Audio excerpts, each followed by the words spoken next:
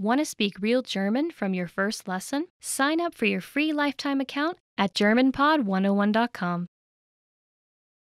In this video, you'll learn 20 of the most common words and phrases in German. Hi everybody, my name is Anja. Welcome to the 800 Core German Words and Phrases video series.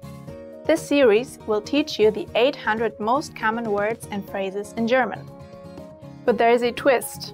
With each new lesson in this series, we'll include the previous lessons at the end. So after you've learned the new words and phrases, stick around and review what you learned in previous lessons.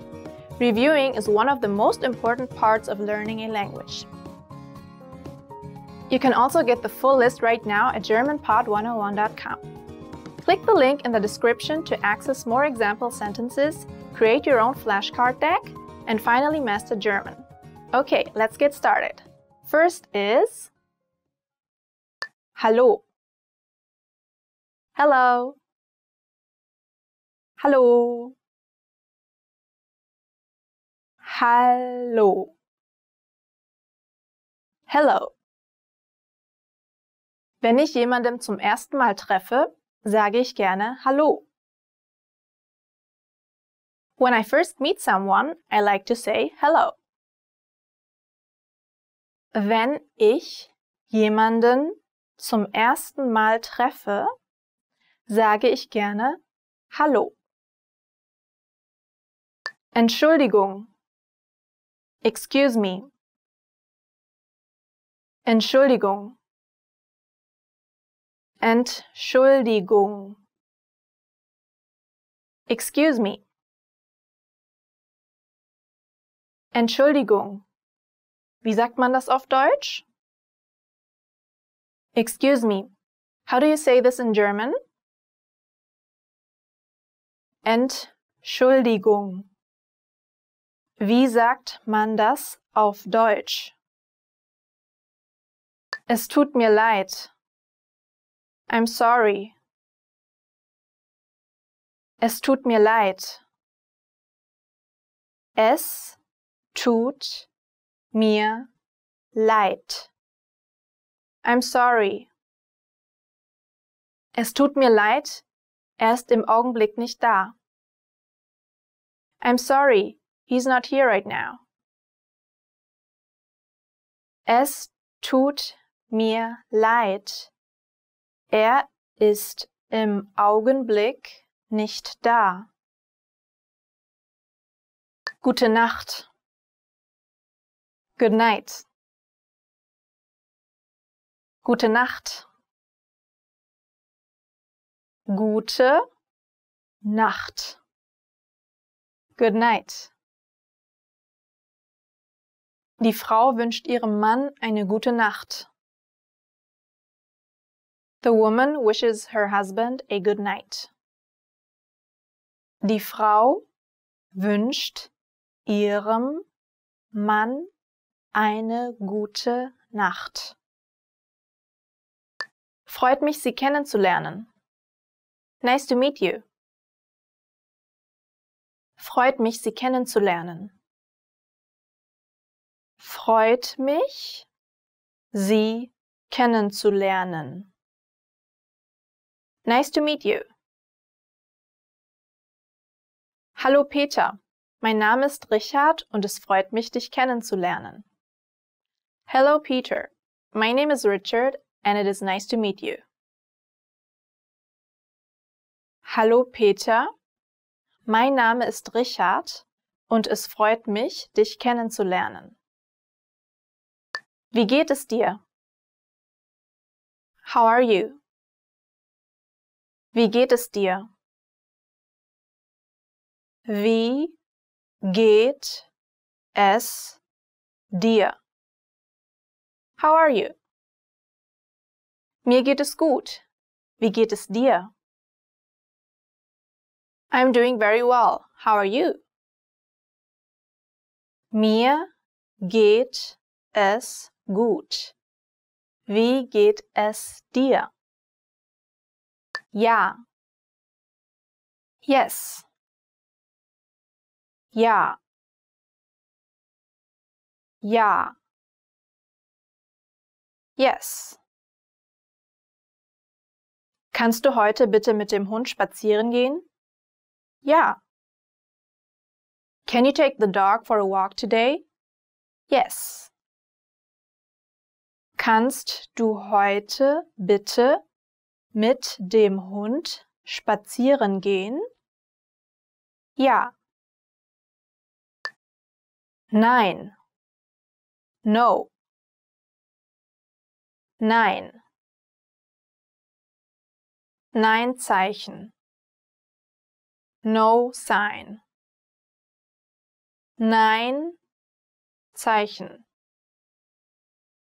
Danke. Thank you. Danke. Danke. Thank you.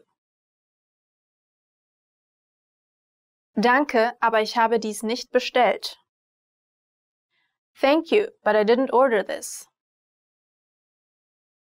Danke, aber ich habe dies nicht bestellt. Ich bin. I'm. Ich bin. Ich bin. I'm. Ich bin Lisa. I am Lisa. Ich bin Lisa. Auf Wiedersehen. Goodbye. Auf Wiedersehen. Auf Wiedersehen. Goodbye.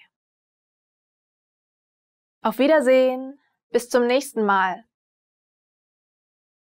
Goodbye. See you next time.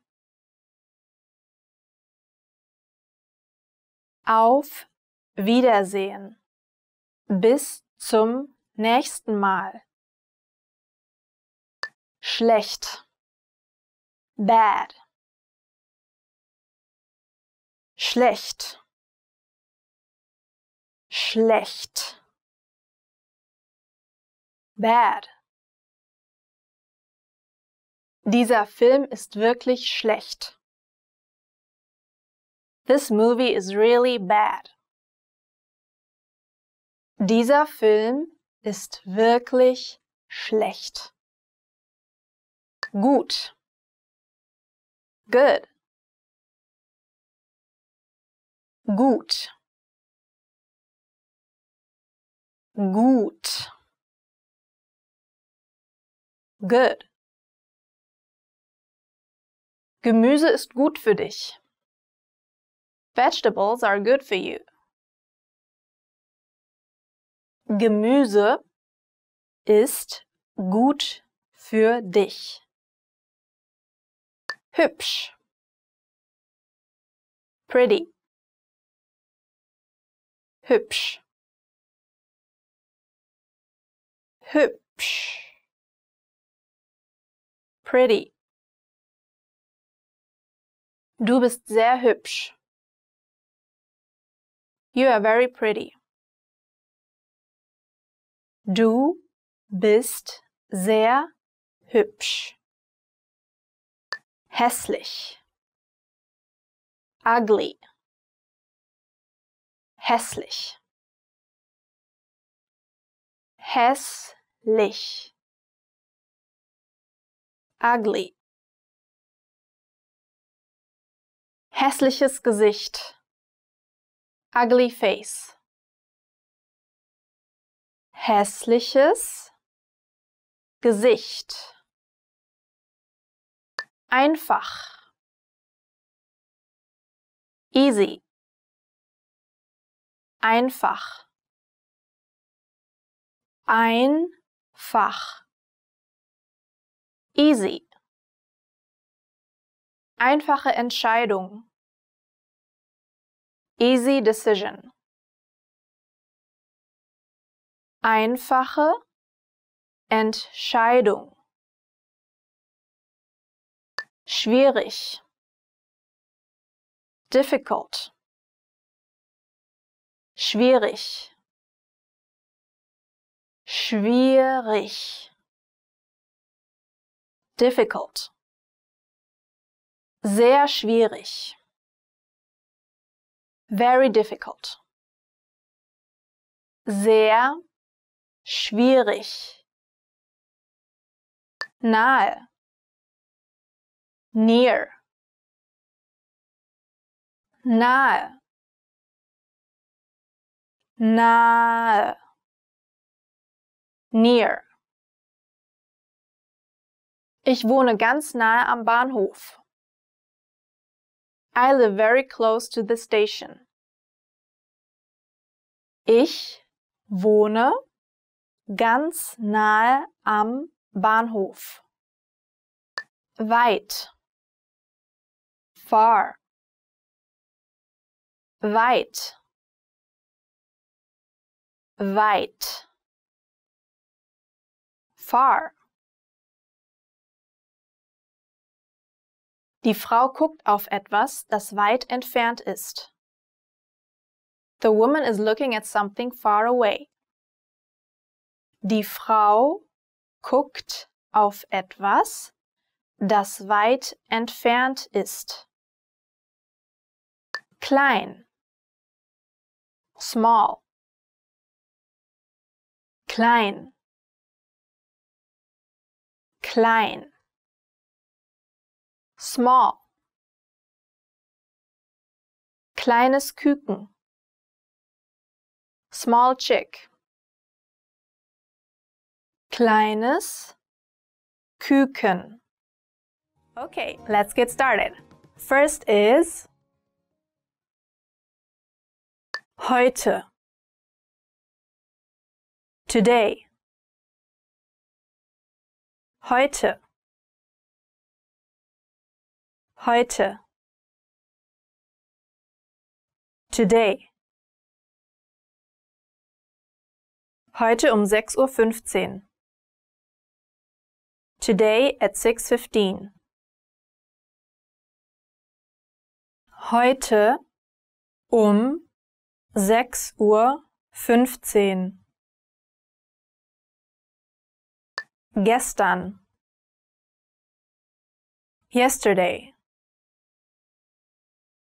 Gestern. Gestern. Yesterday. Gestern Nachmittag. Yesterday afternoon. Gestern Nachmittag. Morgen. Tomorrow.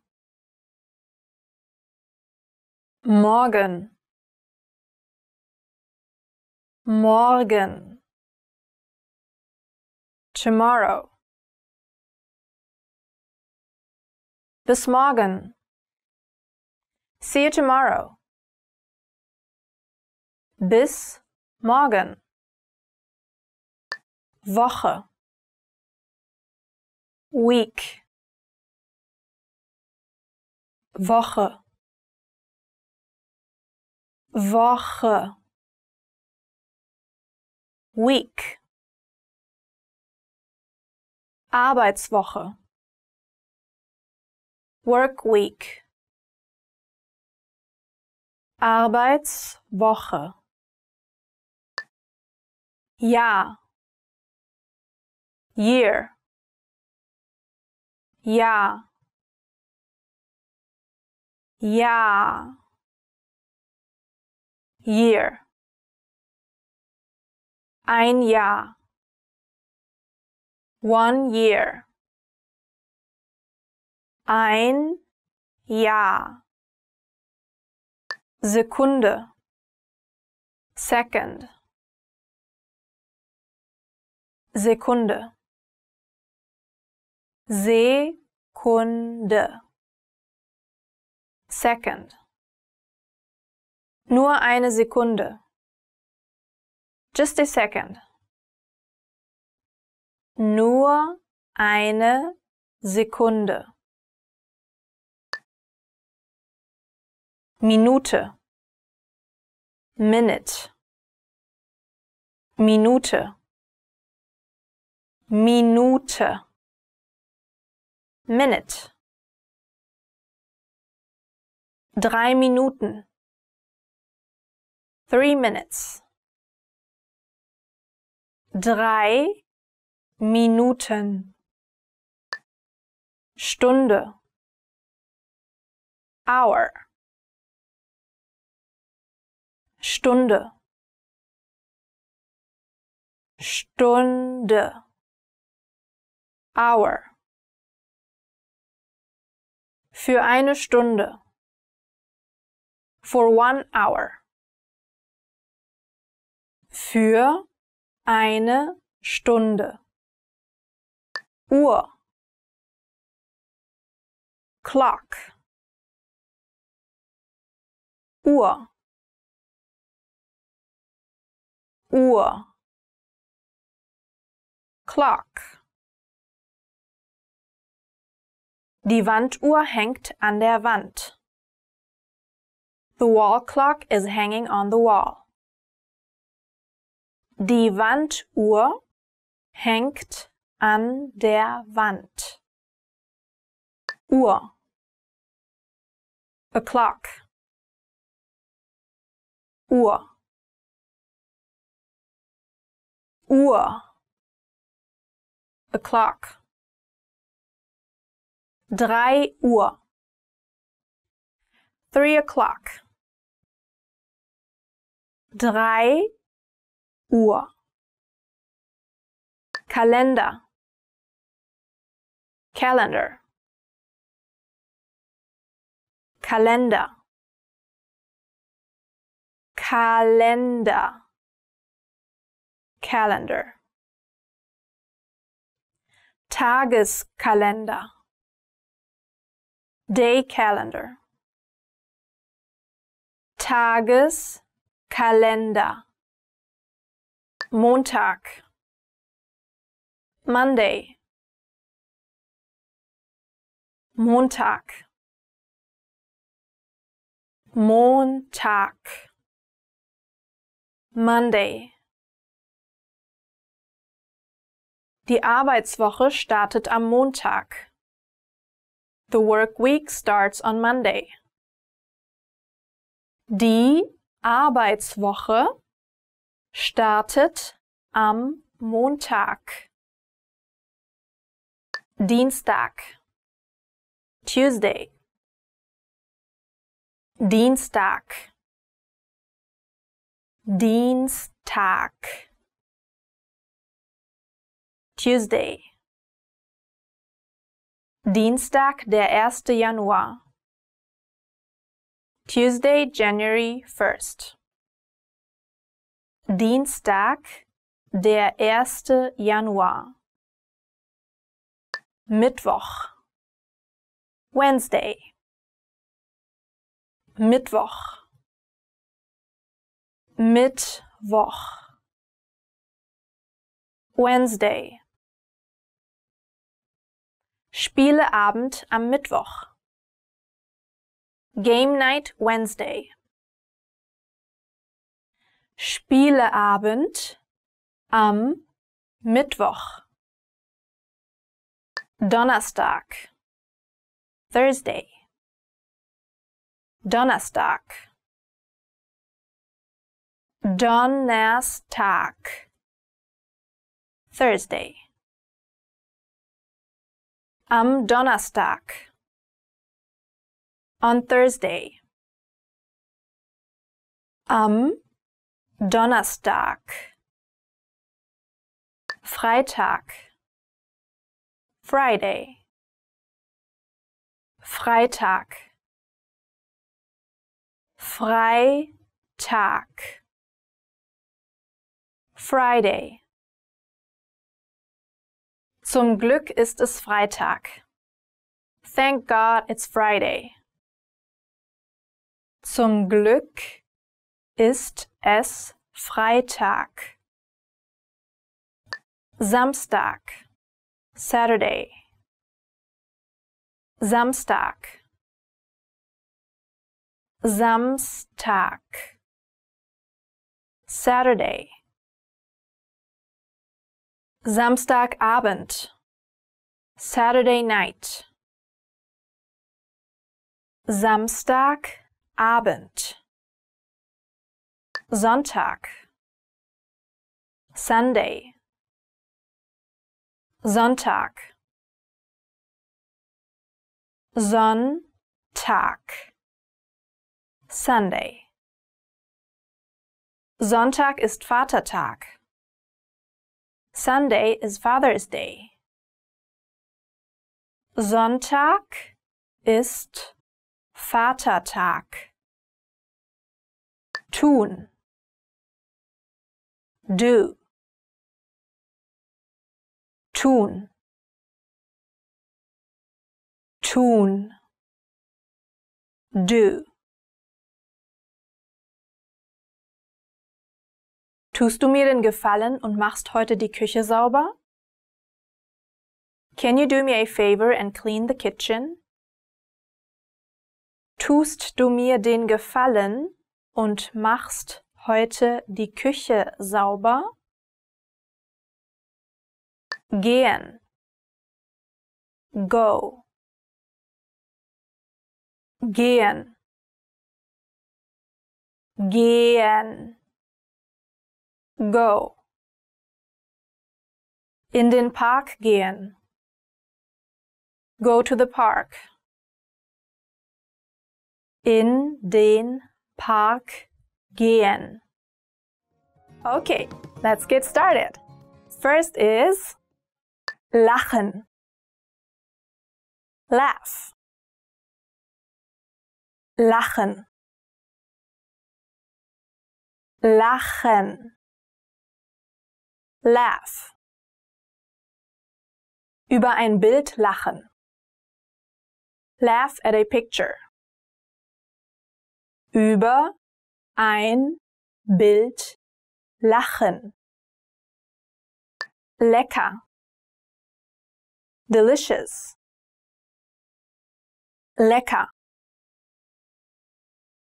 Lecker. Delicious. Das sieht lecker aus. It looks delicious. Das sieht lecker aus. Wasser.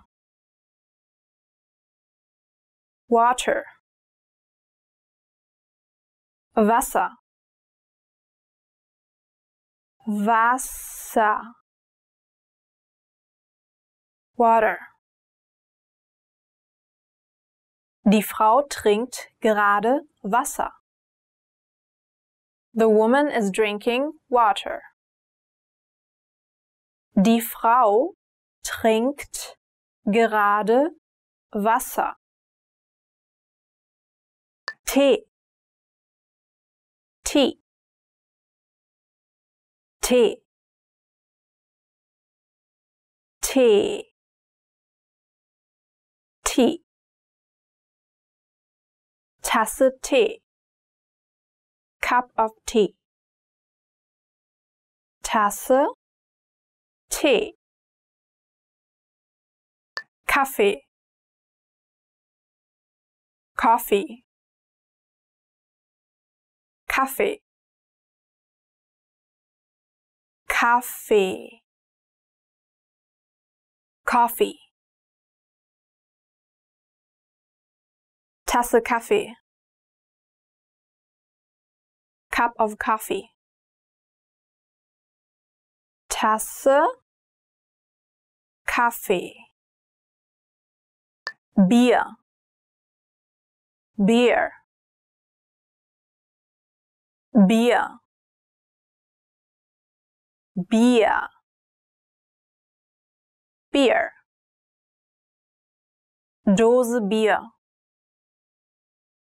Can of beer.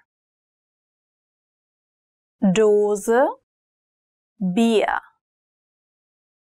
Wein. Wine. Wein. Wein. Wine. Glas Wein. Glass of wine. Glas Wein. Rindfleisch. Beef. Rindfleisch. Rindfleisch. Beef. Rindfleischsteak. Beefsteak.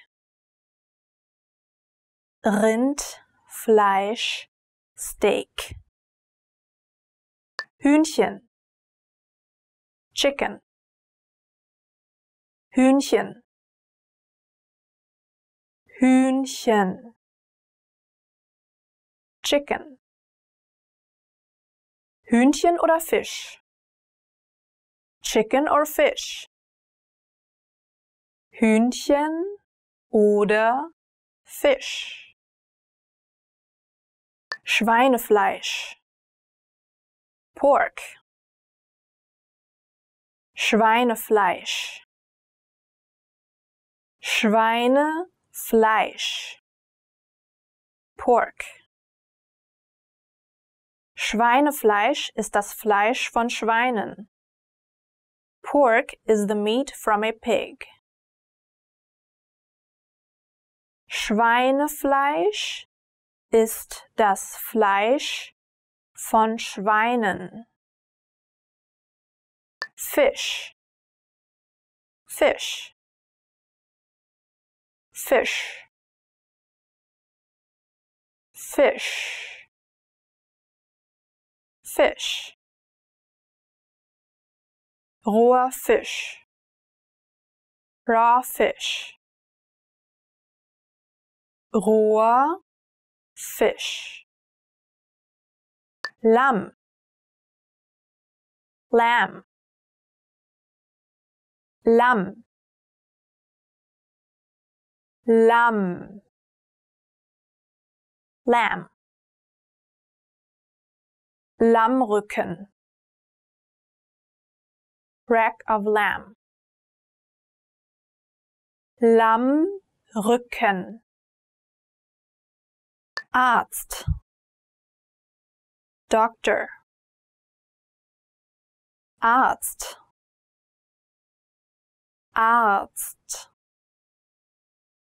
Doctor. Ich bin ein Arzt.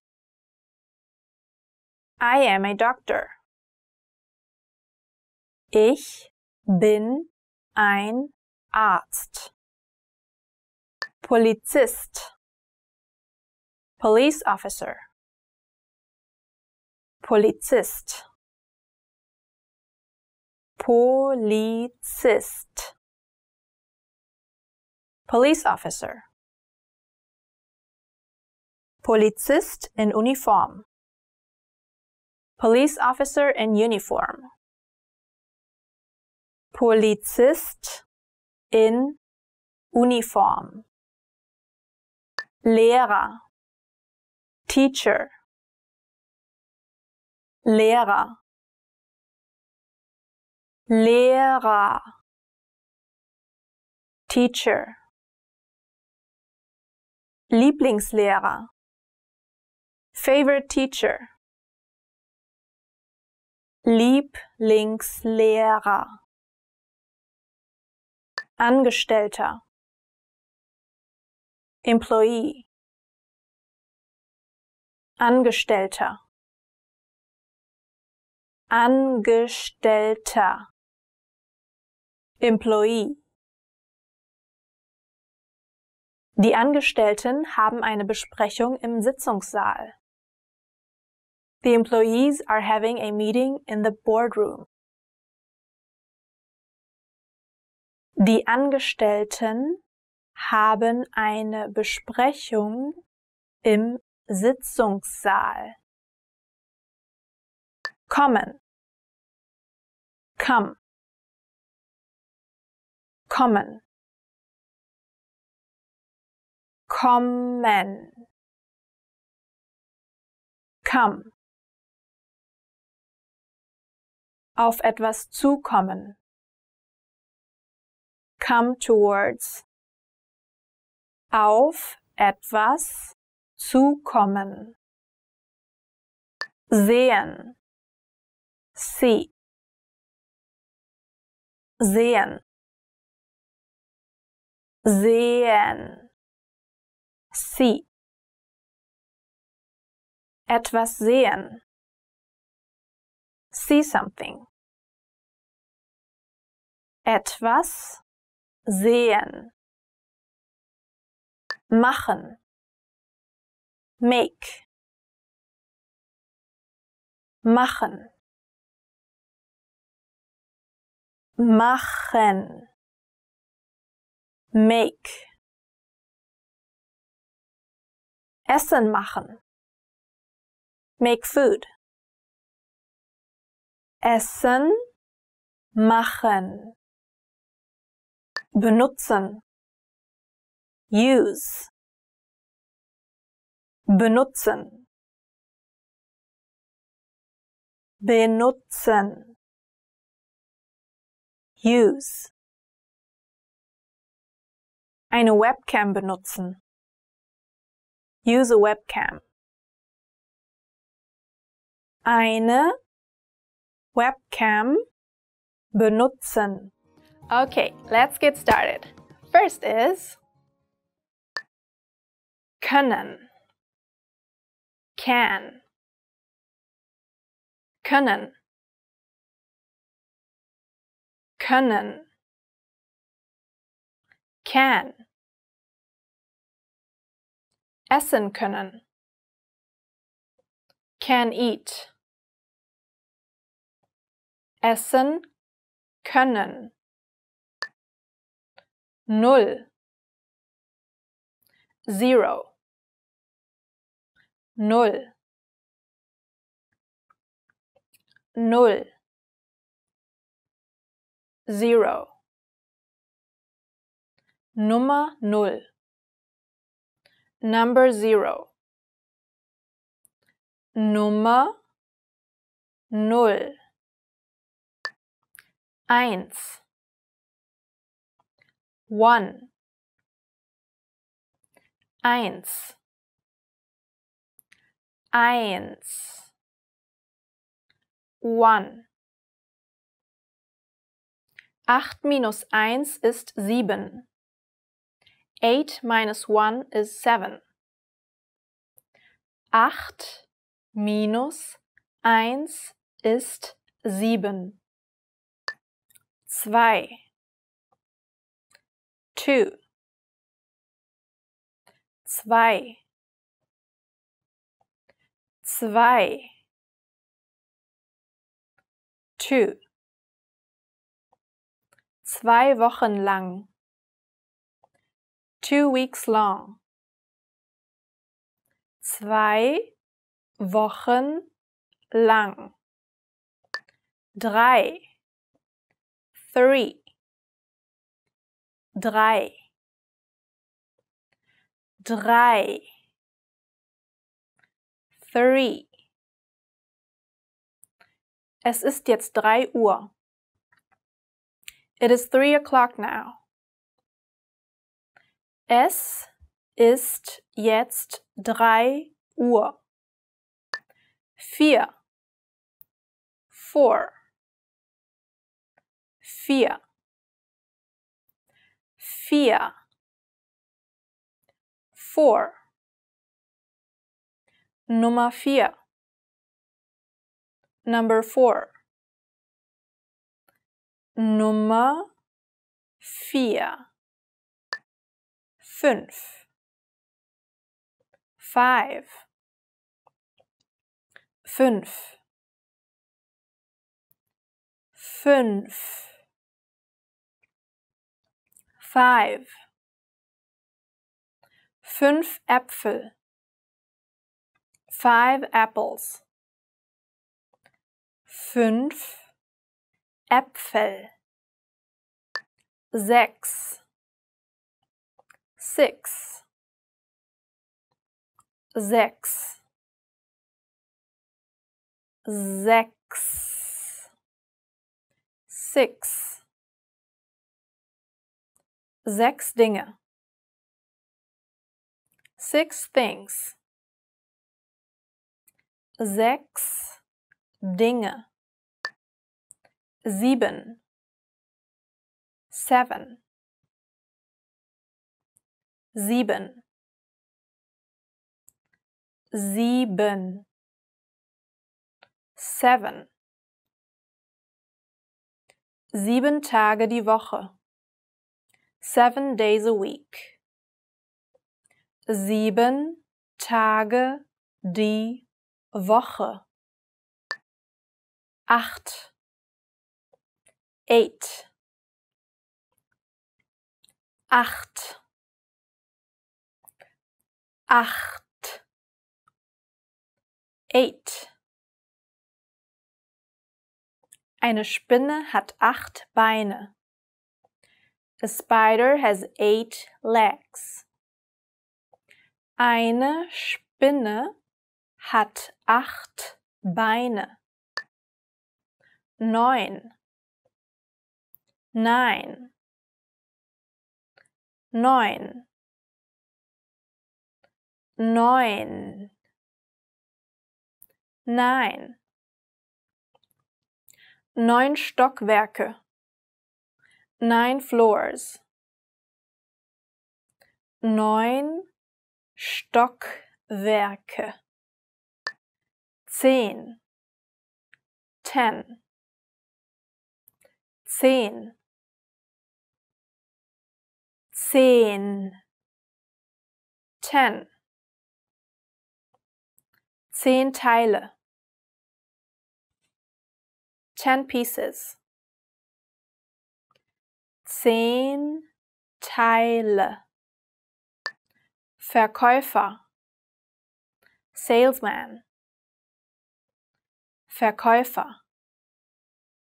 Verkäufer. Salesman. Autoverkäufer. Car salesman. Autoverkäufer. Leiter. Manager. Leiter. Leiter. Manager. Der Fabrikleiter gibt gerade Anweisungen. The factory manager is giving instructions. Der Fabrikleiter gibt gerade Anweisungen. Koch. Cook. Koch. Koch. Cook. Wir haben einen neuen Koch für das Hotelrestaurant eingestellt. We hired a new cook for the hotel restaurant. Wir haben einen neuen Koch für das Hotelrestaurant eingestellt. Ingenieur. Engineer. Ingenieur. Ingenieur. Engineer. Ich bin Ingenieur. I am an engineer. Ich bin Ingenieur. Programmierer. Programmer. Programmierer. Programmierer. Programmer. Ich bin Programmierer. I am a programmer. Ich bin Programmierer. Krankenschwester. Nurse. Krankenschwester. Krankenschwester. Nurse. Die Krankenschwester verbringt mehr Zeit mit den Patienten als der Arzt. The nurse spends more time with patients than the doctor does.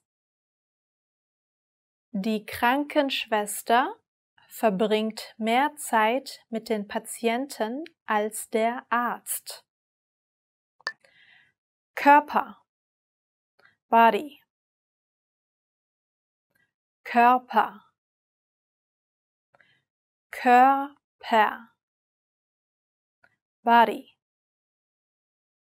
Menschlicher Körper, human body. Menschlicher Körper. Kopf, head. Kopf, Kopf, head. Kopf und Hals, head and neck. Kopf und Hals. Okay, let's get started. First is Hand, hand, Hand, Hand, hand. Linke Hand, left hand. Linke Hand. Arm, arm, arm, arm, arm. Zwei Arme, two arms. Zwei Arme. Fuß, foot, Fuß, Fuß, foot. Linker Fuß, left foot. Linker Fuß. Bein, leg. Bein, Bein. Leg. Lange Beine, long legs. Lange Beine. Finger, finger, finger, finger, finger. 5 Finger, 5 fingers. 5 Finger. Rücken, back, Rücken, Rücken, back.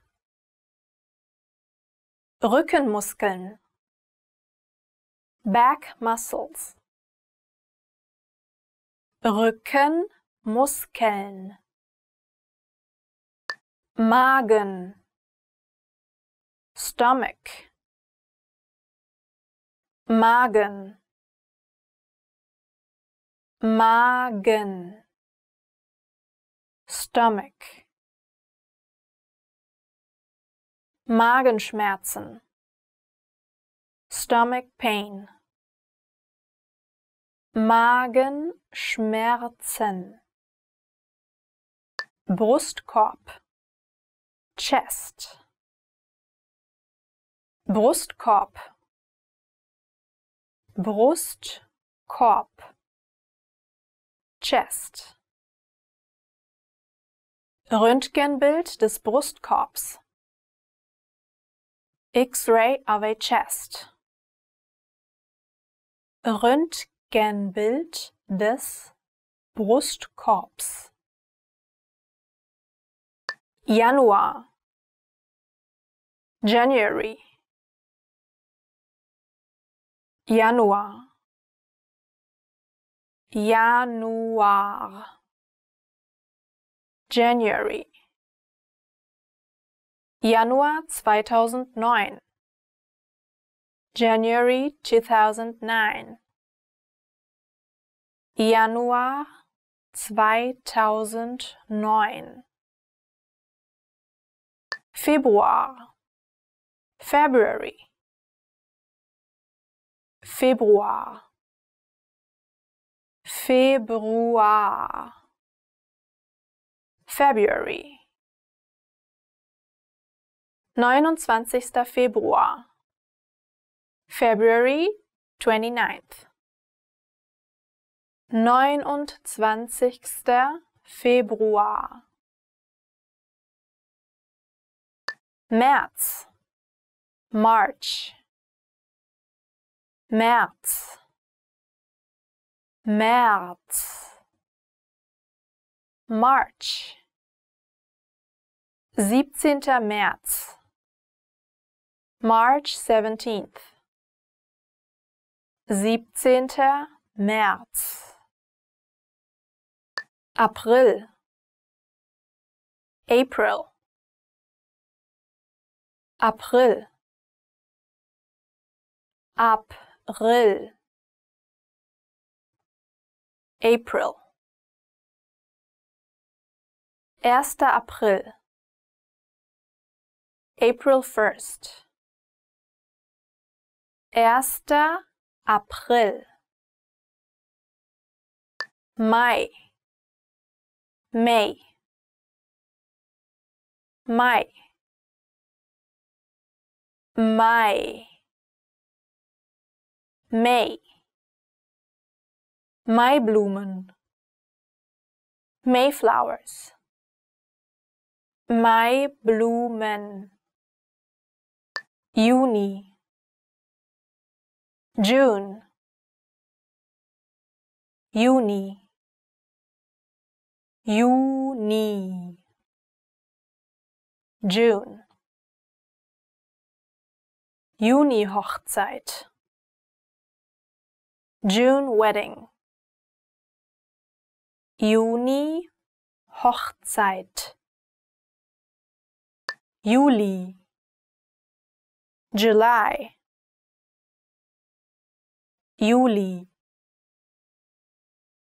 Juli. July. Monat Juli. Month of July. Monat Juli. August. August. August. August. August. Heißer Augusttag. Hot August Day. Heißer Augusttag. September.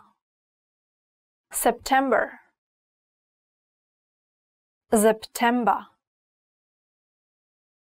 September. September. 1. September.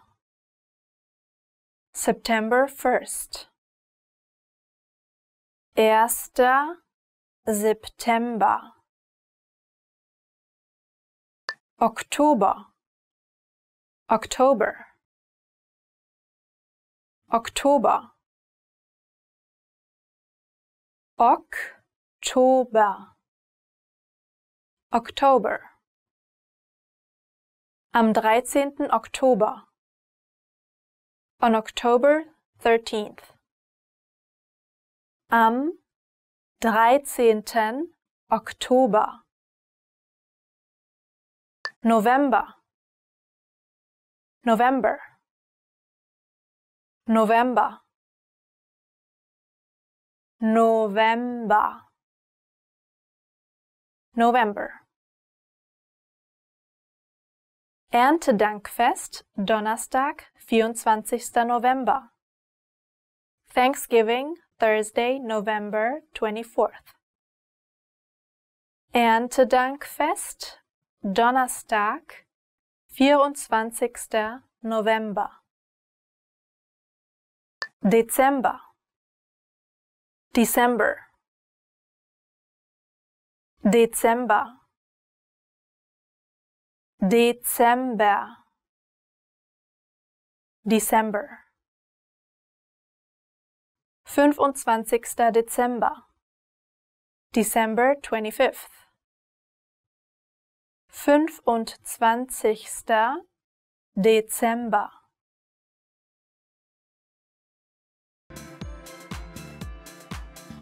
The secret to speaking more of your target language. If you're like most language learners, then above all, you want to speak and understand more of your target language. But how do you speak more when you're just starting out, when you can't yet create sentences off the top of your head? Here are some tips. Let's jump into part 1, how to prepare ahead of time to speak more. So, what's the secret to speaking more of your target language? It's something called preparation. And believe it or not, you've likely used it if you've ever had to give a speech or a presentation. So, what do we mean by preparation? Imagine that you have to go open a bank account in the language that you're learning. How would you do it? You can go in there, grunt, and use body language, or you can first come up with a list of words and phrases you need to know before you go, like debit card, bank account, I want to open a bank account, and minimum balance. You may want to look up the grammar rules for how to say, I want to. Once you know these words and phrases, you translate them into your target language and you go over to the bank to open an account. Or let's say you're meeting a person for the first time. What are some things you'd say to them? Things like, what's your name? My name is, where are you from? I am from, and so on. So you prepare a list of words and phrases, all the things you'd want to say in that situation. You translate them ahead of time so that you can communicate effectively. That's preparation. And preparation works because most conversations are predictable to a degree. For example, most conversations with friends start with greetings and catching up on how you've been. And if you know the lines for greetings, catching up, and talking about your weekend, then you can easily handle such a conversation. The point is, the more you prepare, the more you learn to speak without needing a teacher. So, how do you prepare? Part 2, how to speak more through preparation. Here are some tips. If you're using our learning program, 1, take our audio and video lessons. You'll find these in our lesson library and just focus on the conversational lessons. Lessons are just 3 to 15 minutes in length, and in the first minute, you'll hear a practical conversation. For example, meeting someone new, catching up with a friend, or ordering at a restaurant. Then, our teachers break down and explain every word and grammar rule, so you can learn these lines and conversations ahead of time. Number 2, download the audio dialogue track. This gives you just the conversation. So when you finish a lesson, download it for easy review. Then make a playlist out of all of them and play the conversations on repeat. This will make them much easier to remember. Number 3, save the lesson notes. The lesson notes give you the lesson in writing, so you can read the lesson dialogue, the grammar explanations, and cultural insights for every lesson. Download and keep the notes for conversations you think are useful. For example, if you want to talk about the weather and you took a lesson on that, then download the lesson notes for that lesson. Now, if you're looking to prepare ahead of time for specific topics, then do this next one. Number 4, use our free PDF conversation cheat sheets. These conversation cheat sheets teach you words and phrases for all kinds of common conversation topics, like weather, hobbies, family, plans, and much more. You can prepare for the most common conversations with these cheat sheets. If you want to access our free conversation cheat sheets, leave a comment down below and we'll give you the link. Number 5, look up lesson topics in our lesson library. If you want to open a bank account or eat at a certain restaurant and you don't know how to talk about these topics, find a lesson about it in our lesson library. Number 6, if you're a Premium Plus user, simply ask your teacher to point you to lessons for certain topics, or even better, ask them for potential lines, and you can even practice speaking. Just record yourself, send it in, and your teacher will provide you feedback on what to say and how. Number 7, do it the old school way. Sit down, think of a topic you want to talk about. Make a list of all the words you think you need, all the phrases you want to say or may hear in that conversation. Then, translate those words and phrases into your target language. So let's recap. Most conversations are predictable. you can prepare ahead of time by thinking of all the words and lines you'll need for various conversations. And you can prepare with 1. Our audio and video lessons, 2. Conversation tracks, 3. Lesson notes, 4. Free PDF cheat sheets, 5. By looking up specific topics in the lesson library, 6. Asking your Premium Plus teacher, and 7. By manually coming up with a list of the words and phrases and translating them. Learning to carry a conversation is vital to mastery of any language. Even beginners can quickly learn conversational language well enough to carry on real conversations with native speakers. Of course, beginners won't be able to carry a conversation the same way they could in their native language. But just knowing a few tips, like which questions to ask to keep a conversation going, are all you need to speak and interact with real native speakers. Before we get to specific suggestions, let's first take a closer look at how having real conversations in your target language is so vital to your mastery of the language. Communicating with other people is the very point of language, and conversation comes easily in our native tongue. For beginners, or anyone learning a new language, conversations aren't easy at all, and even simple greetings can be intimidating and awkward. Nothing kills a conversation faster than long periods of awkward silence, so you need practice and specific strategies to avoid them. When you know what to say to keep a conversation going, communication becomes much easier, and you make a better impression on your listener. Nothing will help you learn to speak a language faster and truly master the language than having real conversations with native speakers. Conversations quickly expose you to slang, cultural expressions, and vocabulary that force you to absorb and assimilate information faster than any educational setting. And that's a great thing. But how can you possibly have real conversations with real people if you're just starting out? Here are 3 proven methods that even beginners can quickly use to learn conversational language to make a great impression and avoid awkward silences. First, ask questions to keep a conversation going. For beginners and even more advanced speakers, the key is to ask questions to keep a conversation going. Of course, they can't be just random questions, or else you may confuse the listener. But by memorizing a few key questions and the appropriate time to use them, you can easily carry a conversation with minimal vocabulary or experience. And remember, the more conversations you have, the quicker you will learn and master the language. Second, learn core vocabulary terms as quickly as possible. You don't need to memorize thousands of words to learn conversational language. In fact, with just a couple hundred words, you could have a very basic conversation. And by learning maybe 1,000 to 2,000 words, you could carry a conversation with a native speaker about current events, order in restaurants, and even get directions. To help you get started with this, check out our 2,000 common words, also known as our core list. These 2,000 words are all you need to learn to speak fluently and carry a conversation with a native speaker. Third, study video or audio lessons that you can play and replay again and again. If you want to know how to carry on a conversation, then you need exposure to native speakers, and the more, the better. Studying video or audio lessons is ideal because they provide contextualized learning in your native language, and you can play them again and again until you achieve mastery. Our instructors have created more than 2,500 video and audio lessons that you can play over and over. And the best part is, they don't just teach you vocabulary and grammar. They are designed to help you learn to speak and teach you practical everyday topics like shopping, ordering, and more. Although it may seem intimidating for a beginner, the truth is that it's very easy to learn conversational language. Just learn a few core vocabulary terms and which questions to ask to keep a conversation going. Our language learning program has the world's largest online collection of video and audio lessons by real instructors, plus tons of advanced tools to help you learn to speak and carry on a conversation quickly. Just a little practice and exposure to real conversations or lessons is all it really takes. So, if you're ready to finally learn a new language the fast, fun, and easy way, sign up for your free lifetime account by clicking on the link in the description. Signing up takes less than 30 seconds, and you'll start speaking from your very first lesson. If you enjoyed these tips, hit the like button, share the video with anyone who's trying to learn a new language, and subscribe to our channel. We release new videos every week. I'll see you next time. Bye! You've studied for a while and are ready to talk to people and practice what you've learned. But where do you start? Starting a conversation in a new language can seem a bit intimidating. How do you just jump into it? In this video, we'll look at 5 ways to start conversations. Number 1. Introduce yourself in your target language. This is usually one of the first things you learn when you start studying a new language. And sometimes, starting a conversation, or continuing one, is as simple as introducing yourself. Number 2. Talking about the weather.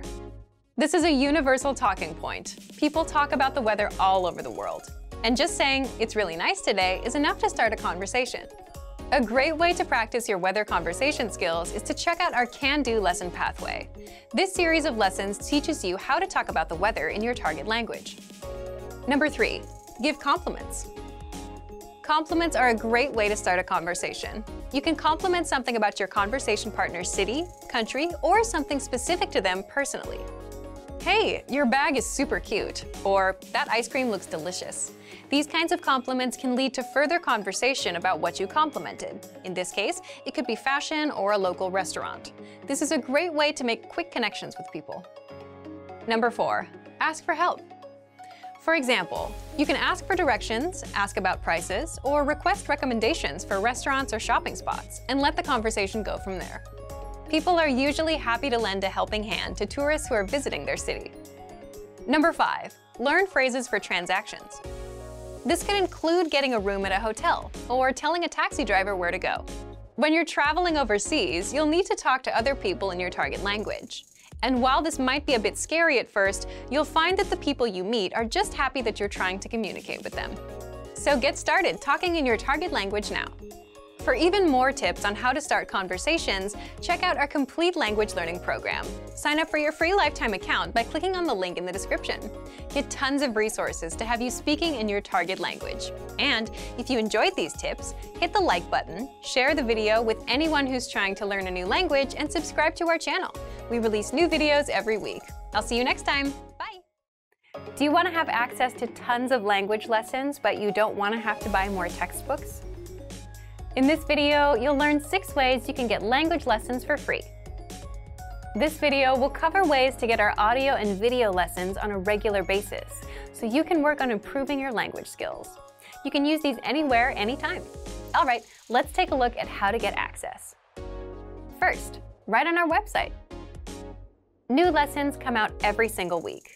Mondays, Tuesdays, and video lessons on Fridays. Access them all in the Lessons drop-down menu on the site. Click on Newest Lessons. If you're on the go, you're going to work, driving, or running errands, you can easily learn with your mobile device. And that brings us to our next tip. Second, get lessons on the Innovative Language app. If you're an iPhone, iPad, or Android user, learn on the go with the Innovative Language 101 app. Download it for free. After you download the app, you can keep up with all the latest lessons. There is a Newest Lessons icon right on the home screen, and it gives you instant access to your free lessons anywhere, anytime. Just look for Innovative Language 101 on the App Store or Google Play. The third way is the Apple TV app. You can learn on the big screen. Turn on your TV and access all of your audio and video lessons. You can learn at home, keep the lessons playing, and immerse yourself all day long with the Innovative Language 101 app. Look for it on the Apple TV App Store. Now, this one is useful for only Apple TV subscribers, but if you're not an Apple TV subscriber, don't worry. The fourth way, get lessons with our iTunes feed. iTunes can download your lessons automatically and have them saved forever. You get every single lesson as it comes out. You'll never miss one. They're saved in your iTunes. Simply search for us on iTunes and subscribe. Fifth is the Daily Dose of Language app. This is for the iPhone, iPad, and Android. With this, you get bite-sized lessons sent to your device every day. Each day, you get a notification that your daily dose of language is here. Doing the lesson takes just a minute. These aren't our full-sized audio and video lessons, but these 1-minute lessons will help you build a habit of learning daily. Find the Daily Dose of Language app on the App Store or Google Play. The sixth way is with our brand new Alexa skill. If you own an Amazon Echo, Dot, or Show, or are planning to get one, you'll want the Daily Dose by Innovative Language. Find it in the Amazon Skills Store. With it, you get new audio lessons and vocab lessons every day across all 34 languages. If you're ready to start learning a new language, these 6 tips can help you get started learning with our language learning program. Just pick which way works best for you and get started learning today. There are so many ways to start learning for free. Just check out our complete language learning program. Sign up for your free lifetime account by clicking on the link in the description. Get tons of resources to have you speaking in your target language. And if you enjoyed these tips, hit the like button, share the video with anyone who's trying to learn a new language, and subscribe to our channel. We release new videos every week. I'll see you next time. Bye! How to improve your language and speak more through preparation. Okay, let's get into part 1. Why you should prepare for conversations ahead of time. If you're a beginner, you can probably relate to this. When it comes to speaking, you tend to run out of things to say. And that's because you don't know enough of the language to express yourself. And that's where preparation comes in. You may think that the conversations we have in our daily lives are spontaneous, that you can't prepare for them. You're right to an extent. But imagine meeting someone for the first time. Both of you will go through some common questions and phrases, like, what's your name? My name is, where are you from? And how long have you been studying the language? As a language learner, you'll have these kinds of conversations with almost every native you meet, guaranteed. They'll always ask you about how long and how you've been learning. And even with your friends, some conversations start the same way. For example, you say things like, hey, how are you? How are things? How was your weekend? My weekend was good, and you? Let's say you went to a restaurant this weekend, and now you want to talk about it. Well, that allows you to prepare and learn some phrases like, I went to a restaurant. The restaurant had delicious food. The point is, some questions and phrases come up often in conversations, so it makes total sense to master them ahead of time. And you can always plan ahead and prepare for things you want to talk about. When it comes time to speak, you know what to say, how to respond, and you don't run out of talking points as quickly. So, how do you prepare? Let's jump into part 2. The first thing you can do to prepare is check out our 25 Questions You Need to Know lesson series. This series is specifically designed to help you with the first-time conversations you'll have with native speakers. You'll learn the 25 most common questions and answers used in conversations. Just listen to the lessons, repeat out loud, then put what you learned to use. These will serve as talking points so you can keep your conversations going. Number 2, print out the curriculum for this lesson series so you can review all of the lessons at once. The curriculum gives you the lines and vocabulary used in all lessons up front, so you can use this to review key questions and responses. This will allow you to control conversations and ask questions instead of just having the native speaker ask you all the questions. In other words, you'll sound like a fluid, confident, and experienced speaker. Number 3, check out our printable conversation cheat sheets. This is another free resource that gives you lines and words for all kinds of topics. For example, talking about hobbies, your family, and much more. Number 4, ask yourself, what do you want to talk about? Come up with some topics, and for each topic, write out potential questions and phrases that would come up in a conversation. For example, if you want to talk about restaurants, you can have lines like, my favorite restaurant is, my favorite food is, what's your favorite restaurant? And then run these lines through a translation app. It won't be perfect, but it'll give you lines to use that you can correct later. Number 5, look for lessons that are related to your topics with our lesson library. On our site, we have hundreds of lessons that teach you conversations. So if you're looking for lessons related to restaurants and food, you'll get all kinds of conversations that you can use for yourself. And number 6, if you're a Premium Plus user, get in touch with your teacher via My Teacher and try a conversation with them. They'll help you every step of the way, correct your writing, and give you the lines to use in a conversation. That way, you can prepare ahead of time, and when it comes time to speak, you'll know what to say. So thank you for watching this episode of Monthly Review. If you're like most language learners, then your #1 goal is to speak more, right? You want to have fluid conversations with natives. It's a great goal to have. But for most language learners, speaking also happens to be their weakest skill. You may not know enough of the language to express yourself. You tend to run out of words and things to say. And you're just not sure how to start conversations. If you have at least one of these issues, then talking points are just what you need. Part 1. What's a talking point? A talking point is a topic that invites discussion or argument. In other words, just something to talk about. It could be about yourself, your work, your hobbies, the weather, food, or what you did this past weekend. All of these are talking points. Here's an example to help you better understand talking points. Think of a conversation you'd have with a friend. You can ask, "What did you do this weekend?" They'll reply and then ask you back. The talking point here is the weekend. Let's say your friend says they went to a restaurant. That's a natural talking point to explore next. You can ask, "What kind of restaurants do you like?" Now you've covered 2 talking points. The more talking points you have, the more you can speak. And the same goes for your target language. The only challenge is you need to know the relevant words and phrases for that topic. For example, if you want to talk about the weekend, you need to know phrases and questions like, "What did you do this weekend?" "I did this." "What about you?" In the next part, you'll discover 5 easy talking points that you can master with our learning program. Let's get into part 2. Part 2, 5 talking points you can use. The first one is, learn how to introduce yourself in your target language. Why is this a powerful talking point? Introducing yourself is something you'll do again and again, every time you meet someone new. So learning the relevant phrases is a must. If you've done the first few lessons on our site, you can already do this. If not, then check out our absolute beginner lessons and the top 25 questions you must know lessons. You'll learn basic conversations with our quick 3 to 15-minute lessons. We'll give you the exact lines to use, along with the translations, so that you can use them in conversations. You can also use this talking point to continue a conversation. For example, if you've started with a different point, like the weather, then it makes sense to say, "By the way, my name is..." Talking point number 2, the weather. This is a universal talking point. People like to talk or complain about the weather all over the world. In fact, just saying, "It's really nice today," is enough to start a conversation with a native speaker. If you want to talk about the weather, check out our can-do lesson pathway called Can Talk About Weather. You'll find this pathway in the absolute beginner level of our lesson library. Talking point number 3, compliments.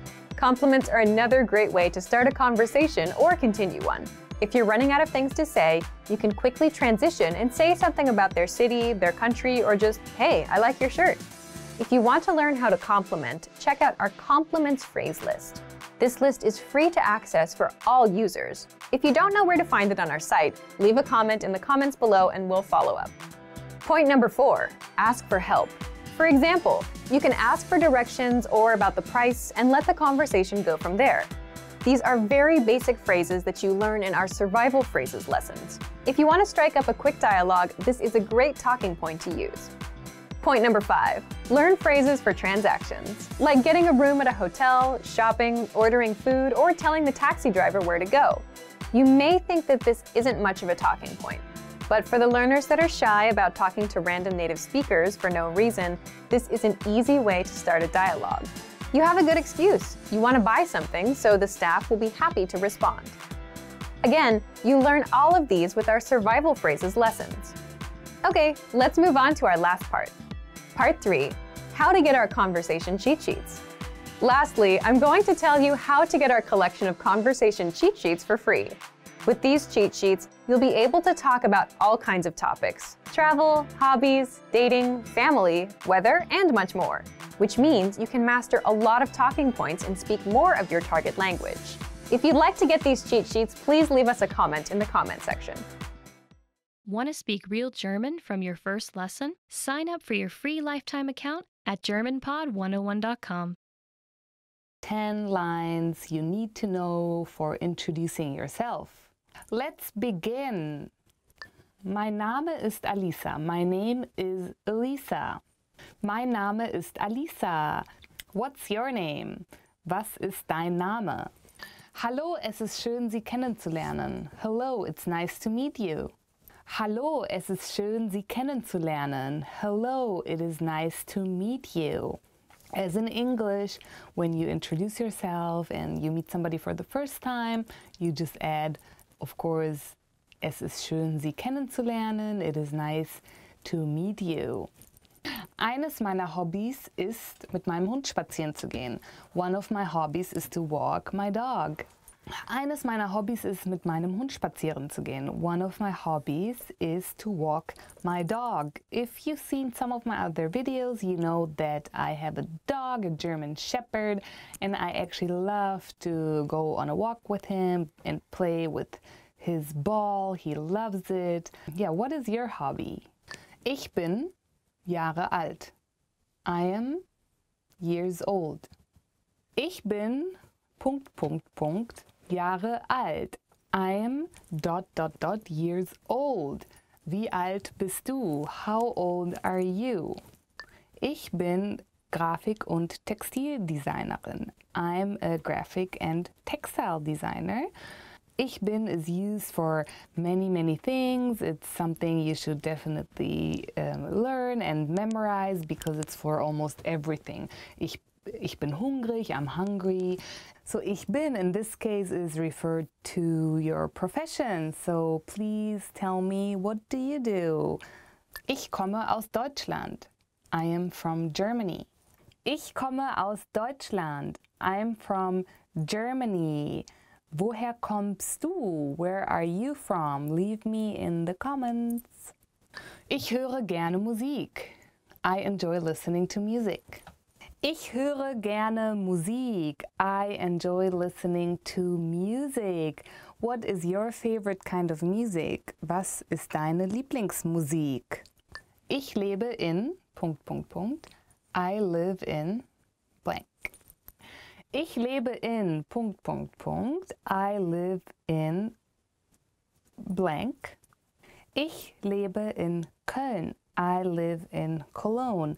I used to live there, now I don't, but Cologne is a very fun city. If you have a chance, go visit. Yeah, where do you live? Wo lebst du? Leave in the comments.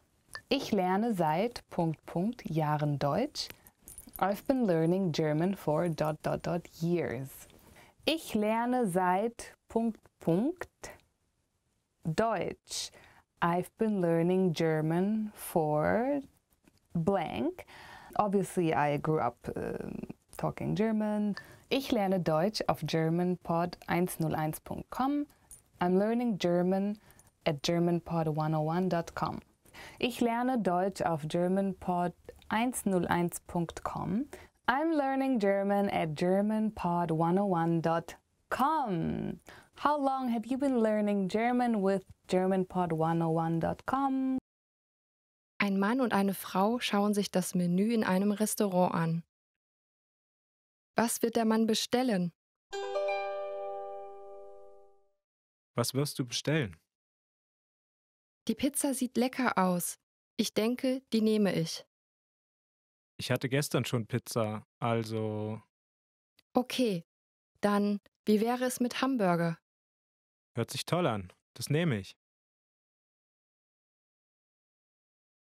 Was wird der Mann bestellen?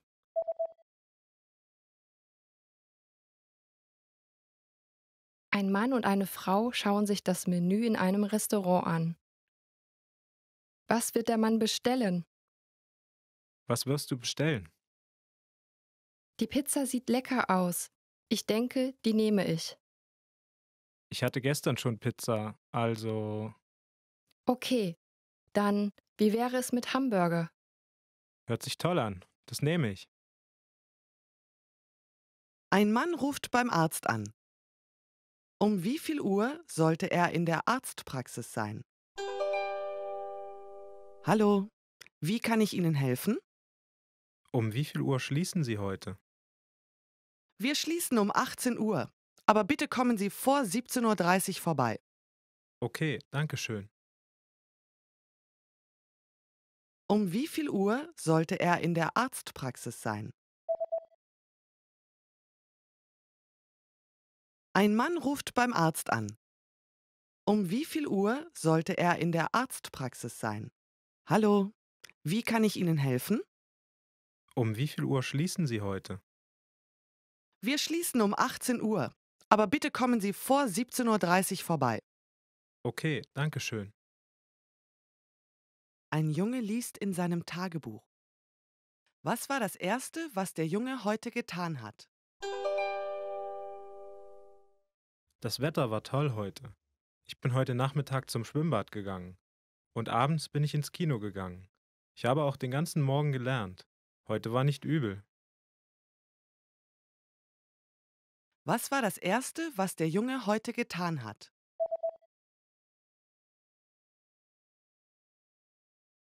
Ein Junge liest in seinem Tagebuch.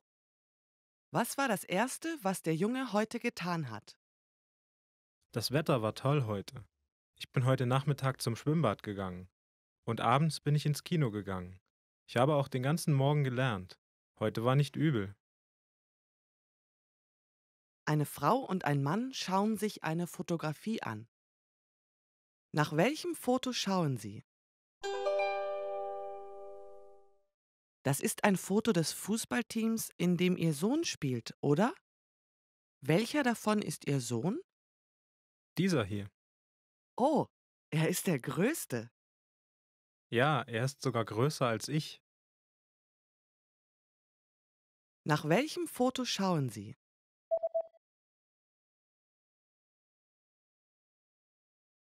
Eine Frau und ein Mann schauen sich eine Fotografie an. Nach welchem Foto schauen Sie? Das ist ein Foto des Fußballteams, in dem Ihr Sohn spielt, oder? Welcher davon ist Ihr Sohn? Dieser hier.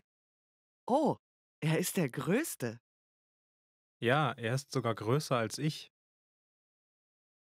Eine Frau und ein Mann unterhalten sich. Wann werden sie sich einen Film anschauen? Warum schauen wir uns nicht nächsten Samstag einen Film an? Das würde ich gerne, aber morgens habe ich einen Teilzeitjob. Um wie viel Uhr wirst du mit dem Teilzeitjob fertig sein? Um 14 Uhr werde ich fertig sein. Dann lass uns um 15 Uhr am Café treffen und uns um 16 Uhr einen Film anschauen. Okay,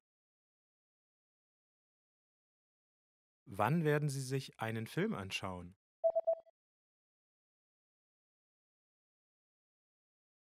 Eine Frau und ein Mann unterhalten sich. Wann werden sie sich einen Film anschauen? Warum schauen wir uns nicht nächsten Samstag einen Film an? das würde ich gerne, aber morgens habe ich einen Teilzeitjob. Um wie viel Uhr wirst du mit dem Teilzeitjob fertig sein? Um 14 Uhr werde ich fertig sein. Dann lass uns um 15 Uhr am Café treffen und uns um 16 Uhr einen Film anschauen. Okay, Ein Mann spricht mit einer Verkäuferin. Welches Hemd wird er kaufen? Was denken Sie, welches Hemd wäre besser? Das weiße oder das blaue? nun ja, ich denke, das Blaue ist gut. Es passt gut zu Ihrer grauen Jacke. Glauben Sie? Aber es passt nicht gut zu meiner roten Krawatte, oder? Nun ja, da haben Sie recht. Okay, dann werde ich das weiße nehmen und nicht das blaue. Welches Hemd wird er kaufen?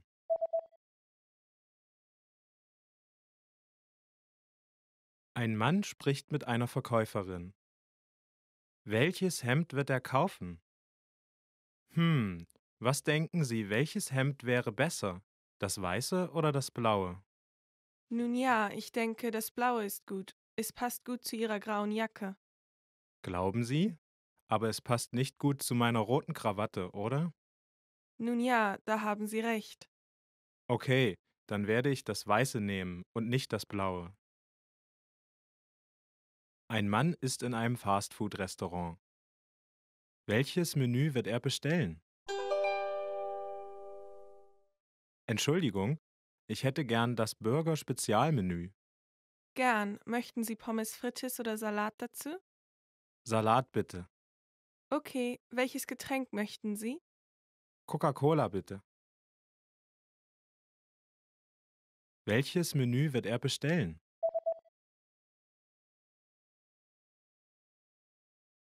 Ein Mann ist in einem Fastfood-Restaurant. Welches Menü wird er bestellen? Entschuldigung, ich hätte gern das Burger-Spezialmenü. Gern. Möchten Sie Pommes frites oder Salat dazu? Salat bitte. Okay, welches Getränk möchten Sie?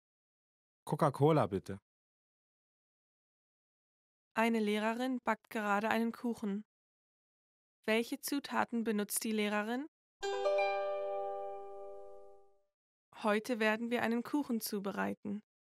Verrühren Sie als erstes Butter und Zucker.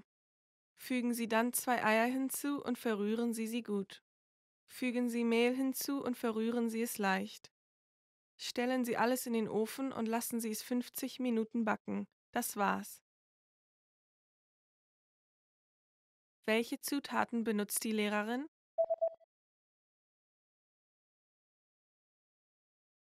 Eine Lehrerin backt gerade einen Kuchen. Welche Zutaten benutzt die Lehrerin? Heute werden wir einen Kuchen zubereiten. Verrühren Sie als erstes Butter und Zucker. Fügen Sie dann 2 Eier hinzu und verrühren Sie sie gut. Fügen Sie Mehl hinzu und verrühren Sie es leicht. Stellen Sie alles in den Ofen und lassen Sie es 50 Minuten backen. Das war's. Ein Mann und eine Frau unterhalten sich. Was werden sie als erstes tun? Was möchtest du heute machen? Ich möchte einen Kinofilm sehen. Okay, ich möchte ein Baseballspiel im Fernsehen anschauen. Außerdem möchte ich einkaufen gehen. Das Baseballspiel beginnt um 13 Uhr. Okay, dann lass uns zuerst den Film schauen und danach kannst du dir das Baseballspiel ansehen. In Ordnung. Dann gehen wir abends einkaufen. Was werden sie als erstes tun?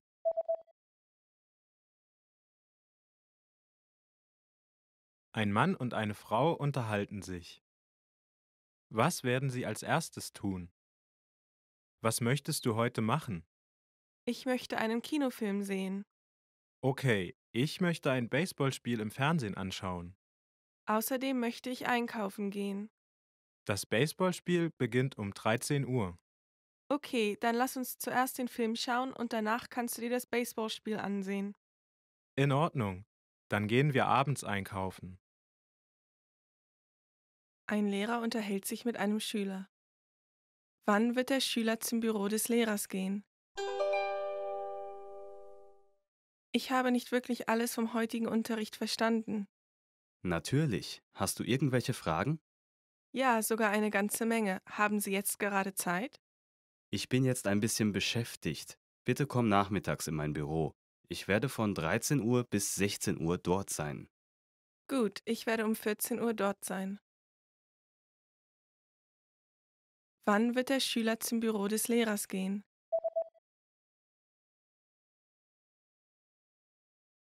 Ein Lehrer unterhält sich mit einem Schüler. Wann wird der Schüler zum Büro des Lehrers gehen? Ich habe nicht wirklich alles vom heutigen Unterricht verstanden. Natürlich. Hast du irgendwelche Fragen? Ja, sogar eine ganze Menge. Haben Sie jetzt gerade Zeit? Ich bin jetzt ein bisschen beschäftigt. Bitte komm nachmittags in mein Büro. Ich werde von 13 Uhr bis 16 Uhr dort sein. Gut, ich werde um 14 Uhr dort sein. Eine Frau isst in einem Restaurant zu Mittag. Was wird sie bestellen? Möchten Sie Kaffee oder Dessert nach dem Essen haben? Welche Desserts haben Sie? Wir haben Pudding und Apfelkuchen. Eigentlich möchte ich nur einen Kaffee, bitte. Wollen Sie Zucker und Milch? Mit Milch, bitte. Was wird sie bestellen?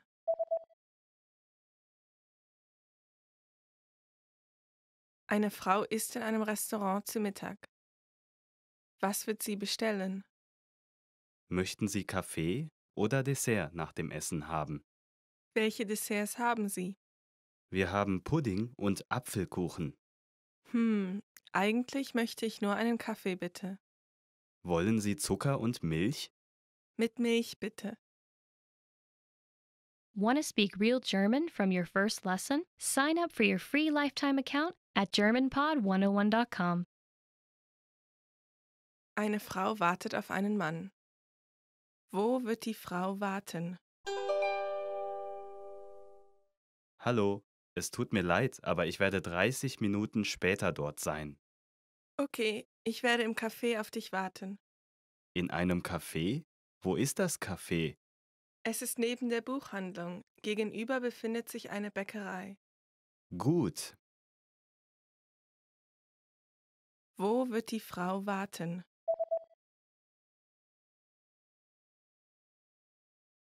Eine Frau wartet auf einen Mann. Wo wird die Frau warten?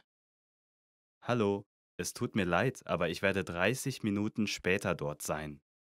Okay, ich werde im Café auf dich warten. In einem Café? Wo ist das Café? Es ist neben der Buchhandlung. Gegenüber befindet sich eine Bäckerei. Gut. Ein Mann und eine Frau reden miteinander. Was wird die Frau während der Sommerferien unternehmen? Hast du schon Pläne für die Sommerferien? Noch nicht. Ich denke, dass ich gerne ans Meer oder in die Berge fahren würde. Ich werde mit meinen Freunden ans Meer fahren. Wir werden surfen. Das ist schön. Warum kommst du nicht mit uns mit? Das hört sich nach viel Spaß an. Ja, ich werde mit euch mitkommen. Was wird die Frau während der Sommerferien unternehmen?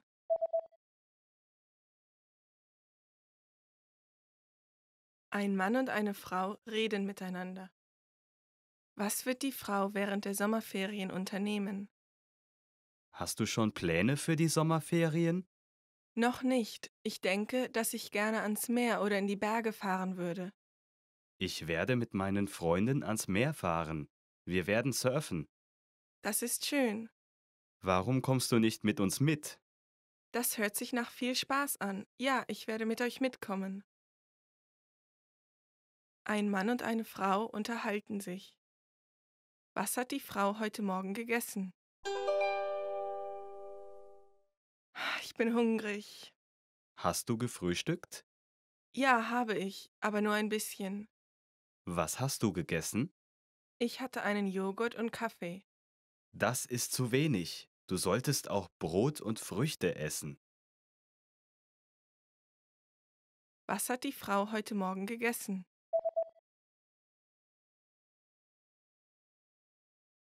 Ein Mann und eine Frau unterhalten sich. Was hat die Frau heute Morgen gegessen? Ich bin hungrig. Hast du gefrühstückt?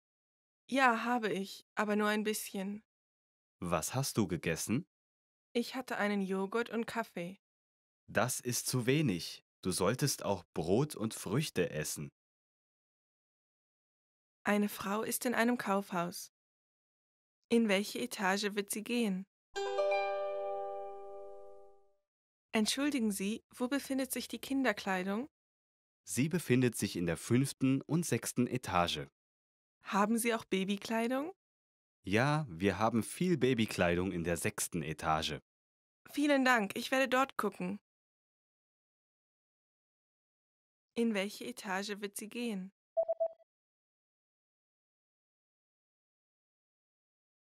Eine Frau ist in einem Kaufhaus. In welche Etage wird sie gehen? Entschuldigen Sie, wo befindet sich die Kinderkleidung? Sie befindet sich in der 5. und 6. Etage. Haben Sie auch Babykleidung? Ja, wir haben viel Babykleidung in der 6. Etage. Vielen Dank, ich werde dort gucken. Ein Mann und eine Frau unterhalten sich. Wie alt ist der Mann jetzt? Dein Geburtstag ist sehr bald. Ja, er ist übermorgen. Wie alt bist du? Ich werde 60 Jahre alt. Herzlichen Glückwunsch, lass uns feiern. Vielen Dank, ich bin sehr dankbar. Wie alt ist der Mann jetzt?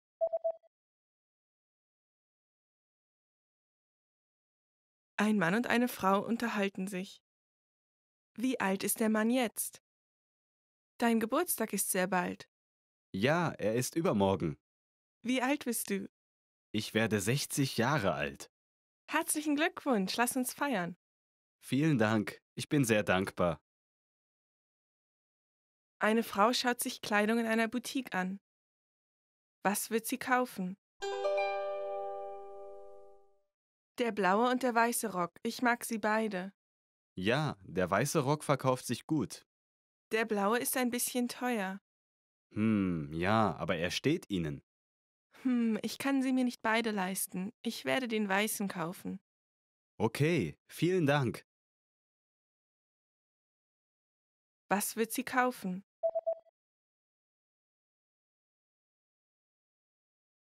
Eine Frau schaut sich Kleidung in einer Boutique an. Was wird sie kaufen? Der blaue und der weiße Rock. Ich mag sie beide. Ja, der weiße Rock verkauft sich gut. Der blaue ist ein bisschen teuer. Ja, aber er steht Ihnen. Ich kann sie mir nicht beide leisten. Ich werde den weißen kaufen. Okay, vielen Dank. Ein Mann und eine Frau unterhalten sich. Wie viele Leute kommen insgesamt zu der Party? Die Party findet morgen statt. Wer kommt zur Party? Wir zwei meiner Freunde und der Lehrer. Das macht 5. Oh, der Lehrer kommt mit seiner Frau. In Ordnung. Wie viele Leute kommen insgesamt zu der Party?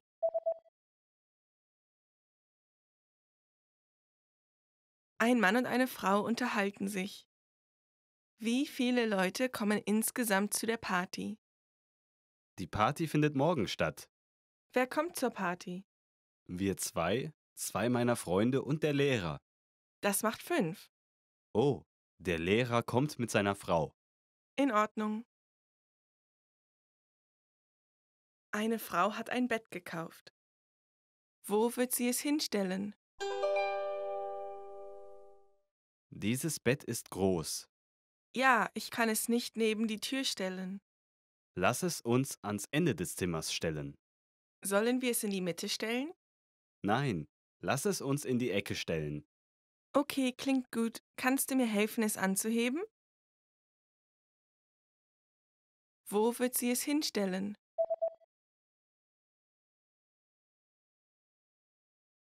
Eine Frau hat ein Bett gekauft.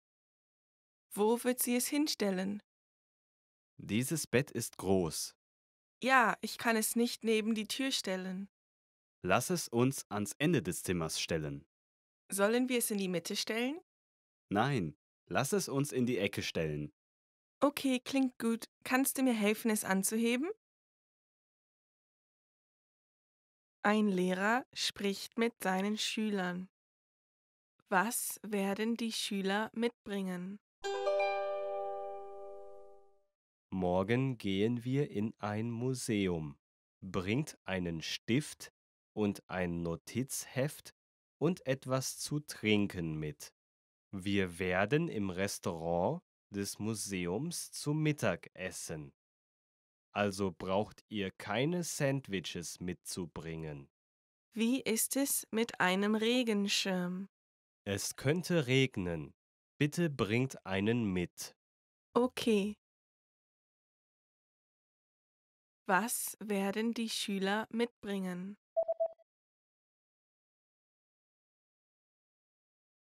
Ein Lehrer spricht mit seinen Schülern.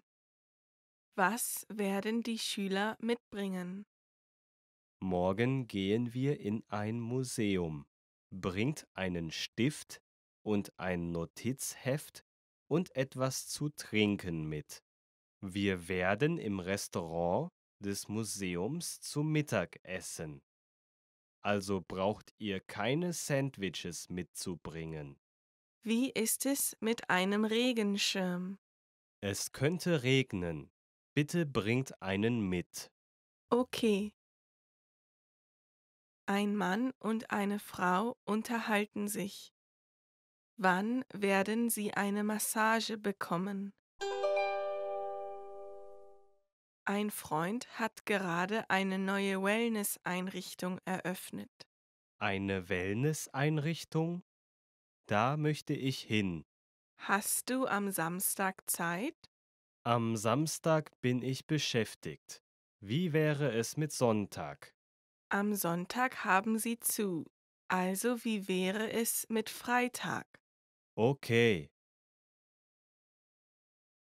Wann werden sie eine Massage bekommen?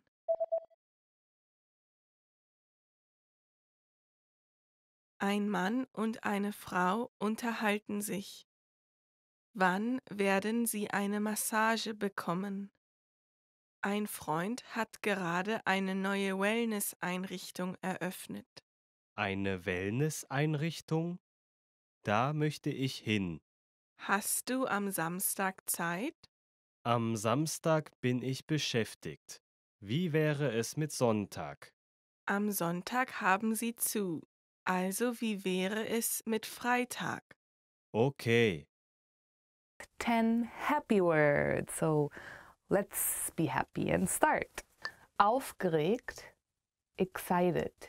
Aufgeregt, excited. Ich bin aufgeregt, jetzt mit euch dieses Video zu drehen. I am excited to film this video. Dynamisch, energetic. Dynamisch, energetic.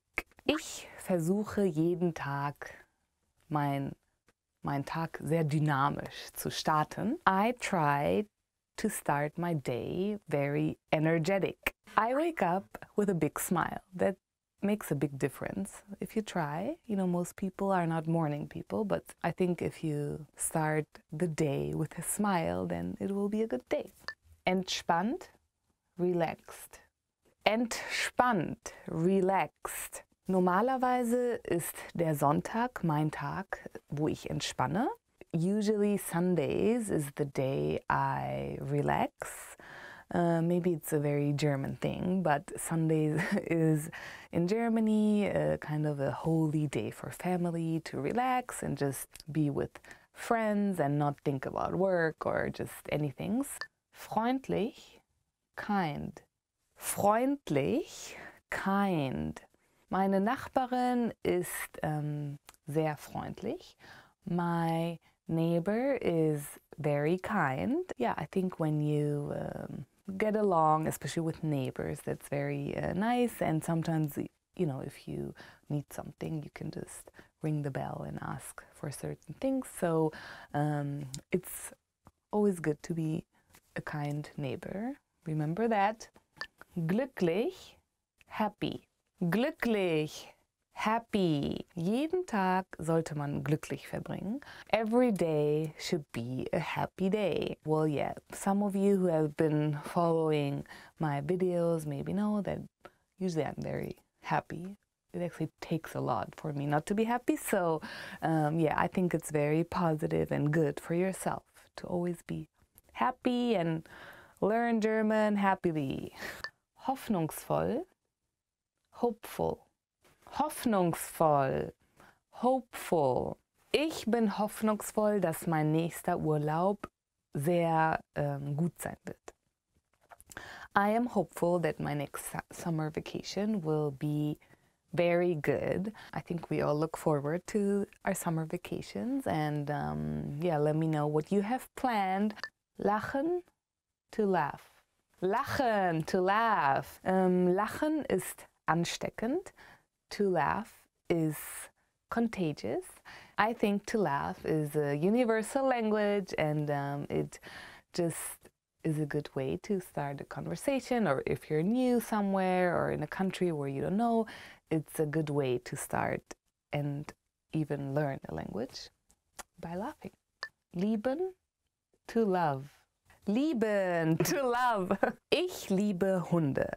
I love dogs. Yes, I am a dog lover, and well, if you've been following some of my other videos, I actually, well, my parents actually own a German Shepherd, and he's really sweet, and I really love him.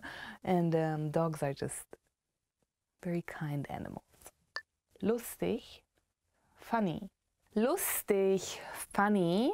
Ich liebe lustige Filme. I love funny movies.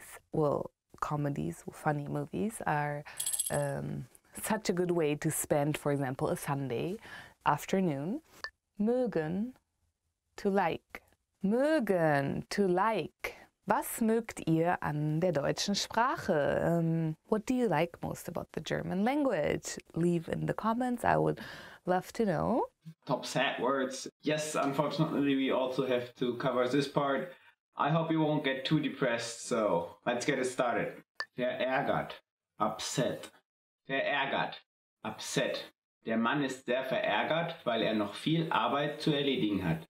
The man is upset as he has a lot of work remaining. I mean, okay, it's very annoying if you have a lot of work still left to do. But others, they love work. They're like, oh yes, I have more work to do. It depends on how you look at it, if you like your work or not. It can be upsetting, but it can be cool. So yeah, I guess most people are just like, damn, more work. Verletzen. To hurt. Verletzen. To hurt. Es tut mir leid, dass ich deine Gefühle verletzt habe. I'm sorry I hurt your feelings. To be hurt can be in several ways. It can be hurt of feelings, as in my example sentence. You can also be hurt, as for example in sports. Then we would also say verletzt. For example, an injured player in a soccer game, he is verletzt. So it counts both, like feelings, sports, physically as mentally. You can be hurt. Einsam. Lonely. Einsam. Lonely. Die Frau ist einsam. The woman is lonely. Yeah, when I hear this, I always remember this one song of a couple of years ago. Lonely, I'm so lonely. Yeah, I'm not so good at singing, so I should stop that. I don't like to be lonely. I prefer being around people. I guess that's with most. But again, as I said in the first example word of being upset of too much work, being lonely can be cool for some people. A lot of people prefer to have time on their own for most of it and just sometimes hang out with more people. Others, me including, like to be around people all the time and then just sometimes step back and have time for themselves. Like, how are you? If you want to share like your feelings about any of these words, please just do it below in the comments, okay? Traurig, sad, traurig, sad. War traurig und seufzte. He was sad and sighed. If you even pronounce it sigh, I'm not exactly sure. It's a sound of huh. Like if I'm sad, huh. Like in German, seufzte. War traurig und seufzte. He was sad and sighed. I hope I pronounced that right. Yeah, some people overdo it if they just really want to make clear, like, hey, I'm sad, please take care of me. Like, huh. Elend. Miserable. Oh, it's getting even better. Now we have number 5. Elend. Miserable. Heute fühle ich mich richtig elend. Today I feel really miserable. Oh gosh, I mean, miserable, yeah, that's all. Again, this counts for both psychologic as physiologic. For example, if you ate something really bad last day, you can feel miserable.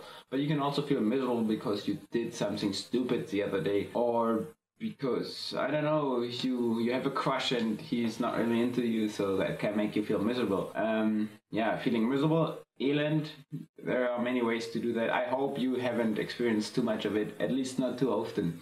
Entmutigt, discouraged.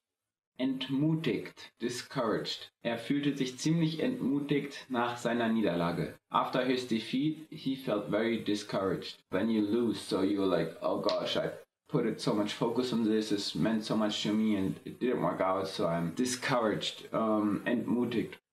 Enttäuscht. Disappointed. Enttäuscht. Disappointed. Er wurde von seiner Frau enttäuscht. He was disappointed by his wife. I hope that wife didn't do something too bad. Yeah, disappointed. Like it can be something really minor, like, oh, I came home and I hoped she, I don't know, prepared maybe a nice little lunch or something. Then, oh no, so I'm a little bit disappointed. You shouldn't be, because it's not the task of your wife to cook food, right? It can be something minor, like, oh, I hope you took a picture of that car and you didn't, so I'm a little bit disappointed. Enttäuscht.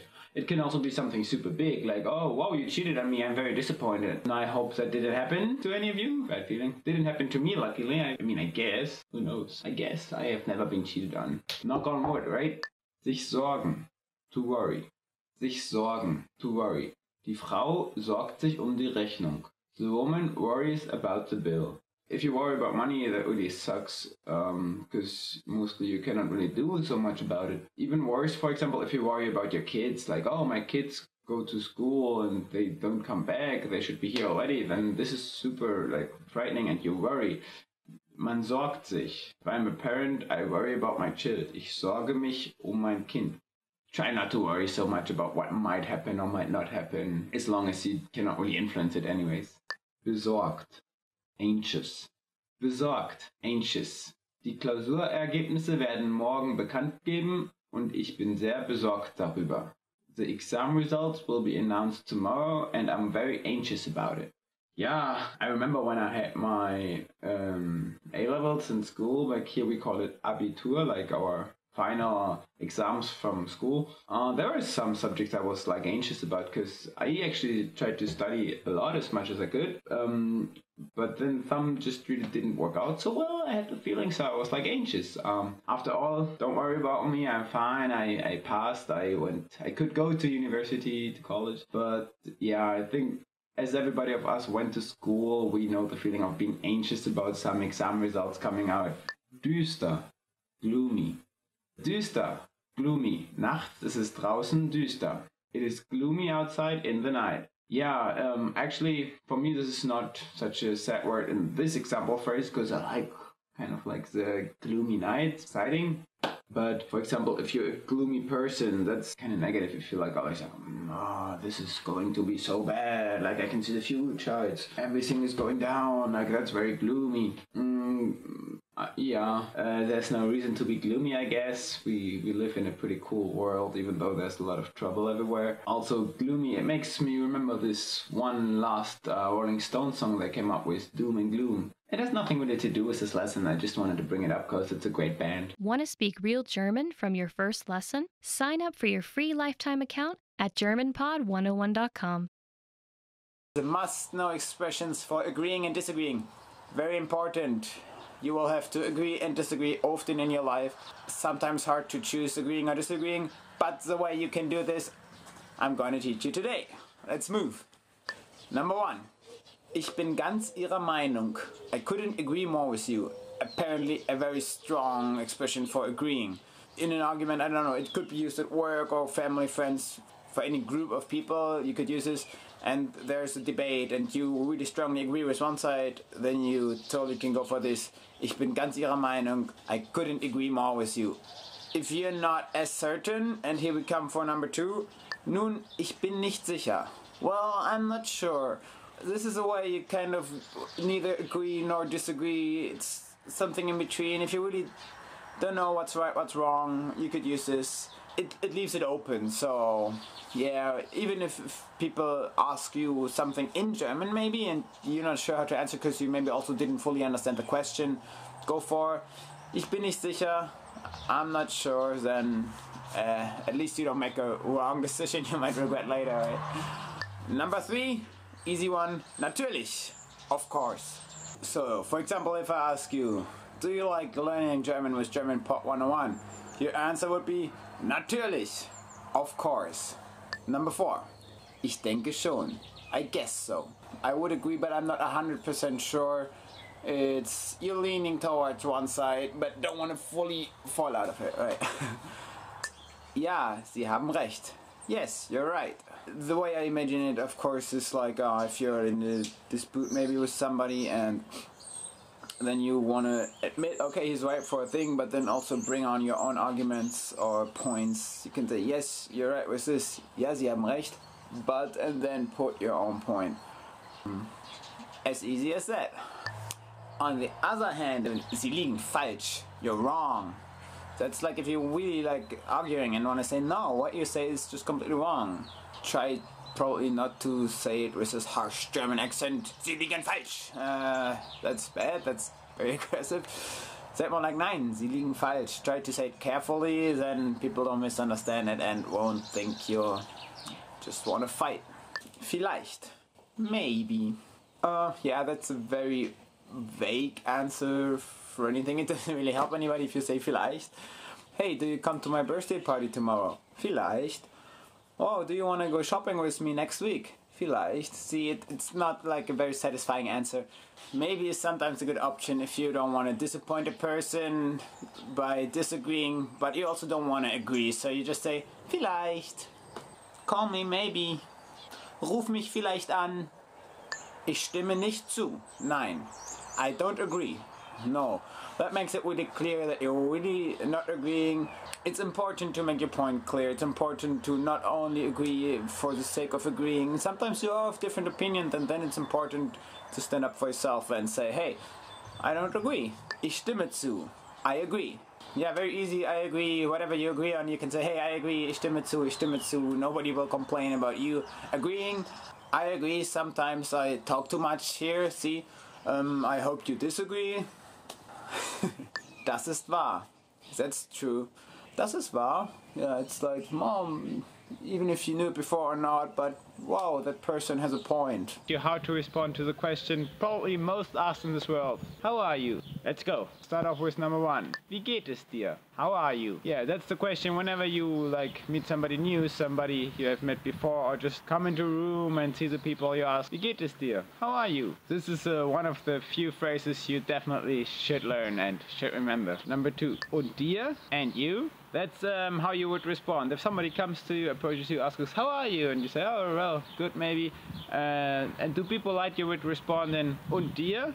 And you? Just to show also the interest that you want to know, hey, are you fine? And that you care how the other person is feeling. Number 3. Wie ging es dir in letzter Zeit? How have you been recently? This is, you probably ask this when you have like a friend or a family member or just somebody you know better than just anybody, but you haven't seen this person in a while. So you want to know, like, oh, in this period where I haven't seen you, like, have you been doing good? Was there anything you want to talk about or any bigger news? So you just say, hey, wie ging es dir in letzter Zeit? How have you been recently? It's really just like shows that, oh, I realized I haven't seen you in a while, but I want to know, have you been doing fine? Number 4, vielen Dank für die Nachfrage. Thank you for asking. If you appreciate that the person asks about how are you, maybe because the person knows that you've been sick recently or that there's been problems, and you want to show, hey, it's cool, I appreciate you caring for me, you care, or like, how am I doing? Then you can say, oh, vielen Dank für die Nachfrage, thank you for asking. It's just like a nice way to make the other person also know, hey,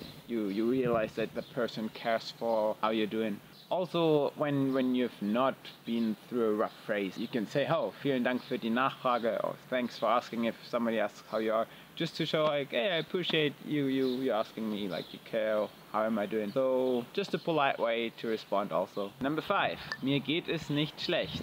I'm not bad. Yeah, this is a little bit of a weaker version, not too optimistic, like, oh, it's not, okay, I'm doing fine. Yeah, maybe not everything is totally cool, there's some stuff in your mind that you worry about, but it's also not too big. You don't want anybody, like, to worry about the stuff, and it's not really important right now in the moment. So you just say, okay, mir geht's nicht schlecht. I'm not bad. It's also not, like, too crazily negative that you would be like, oh, what's up with this person? He's not bad.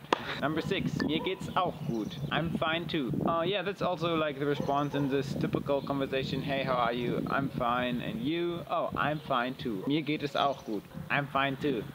Number 7, ich bin müde. I'm sleepy.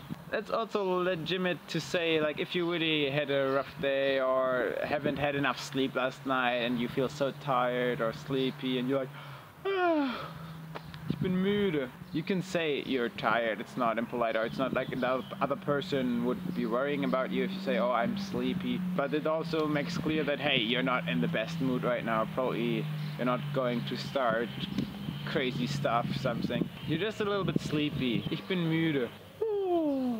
Ich bin ein bisschen müde. Recently, I've been quite sleepy from time to time because I started a new job and I have to wake up very early every day, so I come home sleepy. But yeah, that's the way it is. But that's no problem. At home, I like calm down a little bit, have lunch, have a coffee, and then everything is cool. Then I'm fine. Mir geht's gut. Number 8.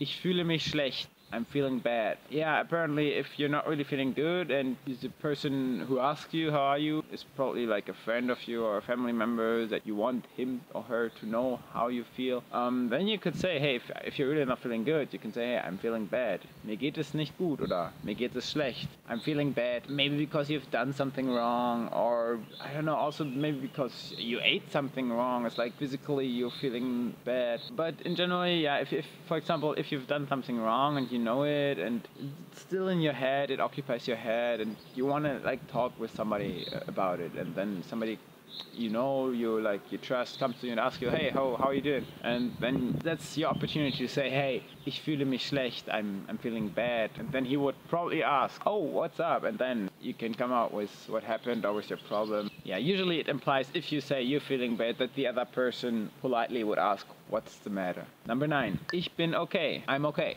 That's also just like, hey, yeah, I'm fine, nothing really to talk about. Also implies that you're not doing really great, but really you don't want to talk about anything. Maybe you actually feel bad, like in the previous example, you're feeling bad, but you really don't want to talk about it with a person. Then you would just say, ich bin okay, I'm okay. Sometimes also the other person maybe would ask, what's up? Like, why are you not doing fine? And, never mind, it's alright. Then the person knows, okay, yeah, probably not too big of a deal, but he doesn't want to talk about it. So if you're not doing really great, but you also just want to keep it for yourself, well, it's not a big deal. You can say, ich bin okay. Number 10, and that's my favorite, mir geht es großartig. I'm great. I actually say this quite often, like when other people maybe just would say, I'm fine. I don't know, like if somebody asks me, how am I? And I'm having no problem, I'm doing good. Why not just saying, mir geht es großartig? Hey, I'm doing great. I like the positivity about it, and mostly it's kind of a little bit contagious. The other person, oh cool, like he's doing great. It's like, he has a smile on his face, it's already positive atmosphere in the room. So yeah, I really, if I'm doing good, I like to say, hey, I'm great. Like there's nothing to complain about. In this video, you learn 20 of the most common words and phrases in German. Hi everybody, my name is Anja. Welcome to the 800 Core German Words and Phrases video series. This series will teach you the 800 most common words and phrases in German. But there is a twist. With each new lesson in this series, we'll include the previous lessons at the end.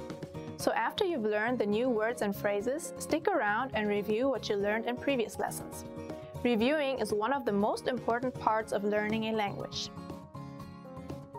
You can also get the full list right now at GermanPod101.com. Click the link in the description to access more example sentences, create your own flashcard deck, and finally master German. Okay, let's get started. First is Hallo. Hello. Hallo. Hallo. Hello. Wenn ich jemandem zum ersten Mal treffe, sage ich gerne Hallo. When I first meet someone, I like to say hello. Wenn ich jemanden zum ersten Mal treffe, sage ich gerne Hallo. Entschuldigung. Excuse me. Entschuldigung. Entschuldigung. Excuse me. Entschuldigung. Wie sagt man das auf Deutsch? Excuse me. How do you say this in German? Entschuldigung. Wie sagt man das auf Deutsch? Es tut mir leid. I'm sorry. Es tut mir leid. Es tut mir leid. I'm sorry. Es tut mir leid, er ist im Augenblick nicht da. I'm sorry, he's not here right now. Es tut mir leid, er ist im Augenblick nicht da. Gute Nacht. Good night. Gute Nacht. Gute Nacht. Good night. Die Frau wünscht ihrem Mann eine gute Nacht. The woman wishes her husband a good night. Die Frau wünscht ihrem Mann eine gute Nacht. Freut mich, Sie kennenzulernen. Nice to meet you. Freut mich, Sie kennenzulernen. Freut mich, Sie kennenzulernen. Nice to meet you. Hallo Peter, mein Name ist Richard und es freut mich, dich kennenzulernen. Hello Peter, my name is Richard and it is nice to meet you. Hallo Peter, mein Name ist Richard und es freut mich, dich kennenzulernen. Wie geht es dir? How are you? Wie geht es dir? Wie geht es dir? How are you? Mir geht es gut. Wie geht es dir? I'm doing very well. How are you? Mir geht es gut. Wie geht es dir? Ja. Yes. Ja. Ja. Yes. Kannst du heute bitte mit dem Hund spazieren gehen? Ja. Can you take the dog for a walk today? Yes. Kannst du heute bitte mit dem Hund spazieren gehen? Ja. Nein. No. Nein. Nein-Zeichen. No sign. Nein-Zeichen. Danke. Thank you. Danke. Danke. Thank you. Danke, aber ich habe dies nicht bestellt. Thank you, but I didn't order this. Danke, aber ich habe dies nicht bestellt. Ich bin. I'm. Ich bin. Ich bin. I'm. Ich bin Lisa. I am Lisa. Ich bin Lisa. Auf Wiedersehen. Goodbye. Auf Wiedersehen. Auf Wiedersehen. Goodbye. Auf Wiedersehen. Bis zum nächsten Mal. Goodbye. See you next time. Auf Wiedersehen. Bis zum nächsten Mal. Schlecht. Bad. Schlecht. Schlecht. Bad. Dieser Film ist wirklich schlecht. This movie is really bad. Dieser Film ist wirklich schlecht. Gut. Good. Gut. Gut. Good. Gemüse ist gut für dich. Vegetables are good for you. Gemüse ist gut für dich. Hübsch. Pretty. Hübsch. hübsch. Pretty. Du bist sehr hübsch.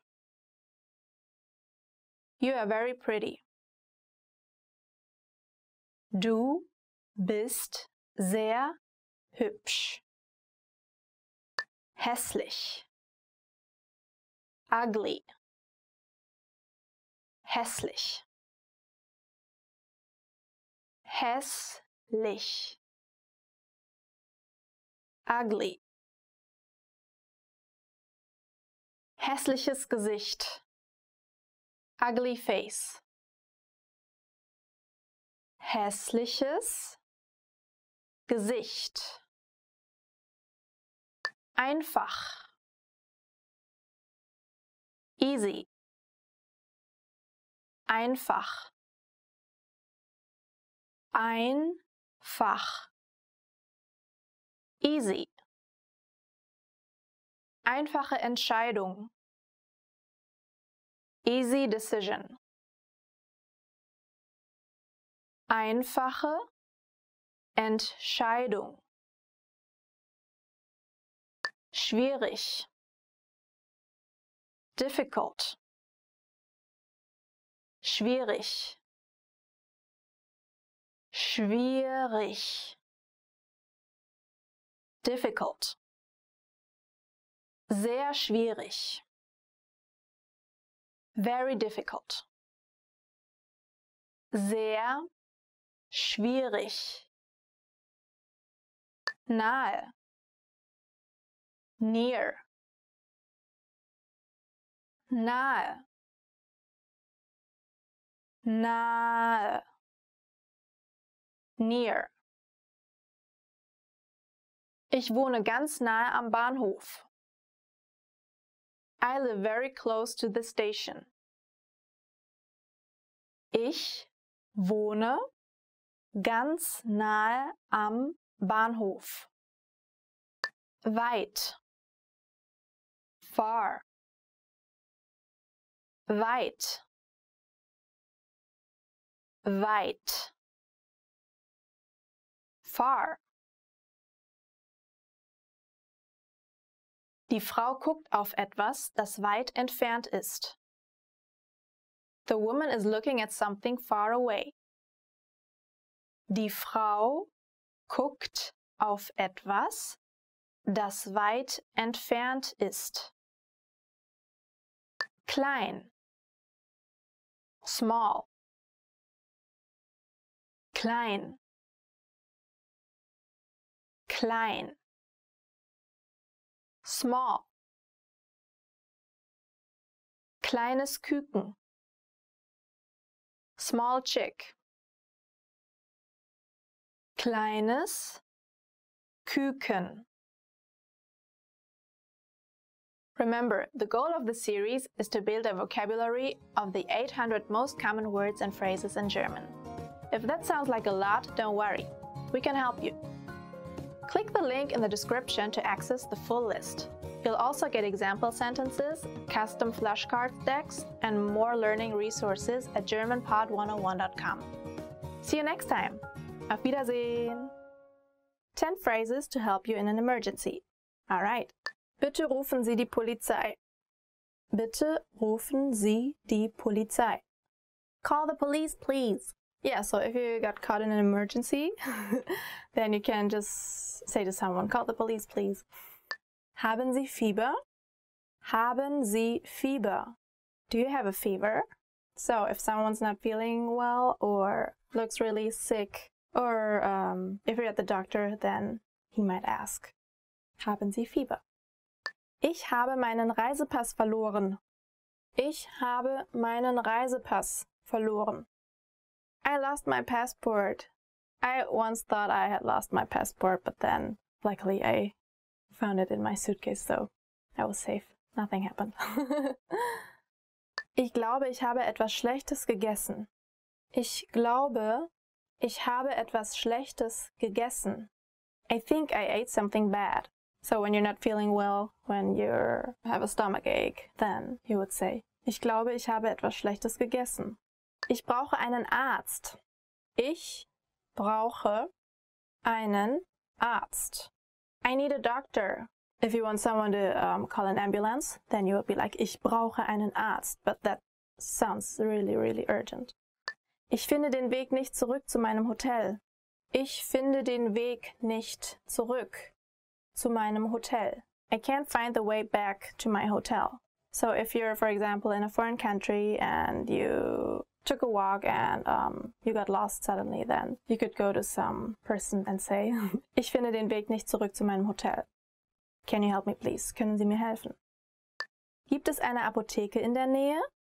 Gibt es eine Apotheke in der Nähe? Is there a pharmacy nearby?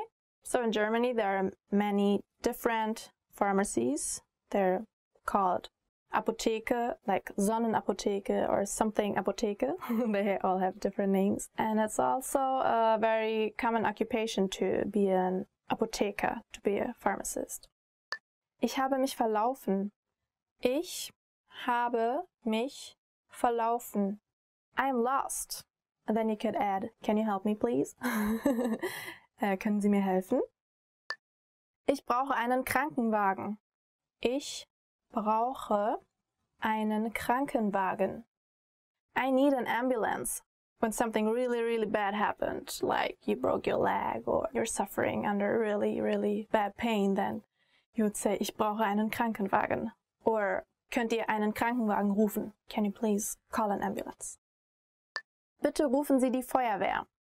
Bitte rufen Sie die Feuerwehr.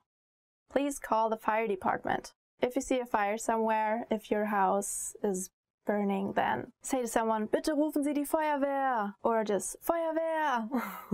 Top 10 phrases your parents always say. Once you're a parent, you know that's useful stuff. Let's go. Sei vorsichtig.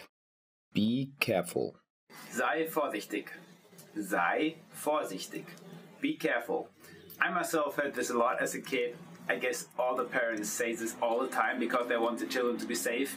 But it's just natural for children. They want to play in the dirt, they want to play with sticks, do some stuff that's maybe a little bit dangerous. So you're always going to hear, sei vorsichtig. Be careful. So I'm the one telling, be careful. But yeah, I was once the one always listening to it. Be careful. Sei still. Be quiet. Sei still. Sei still. Be quiet.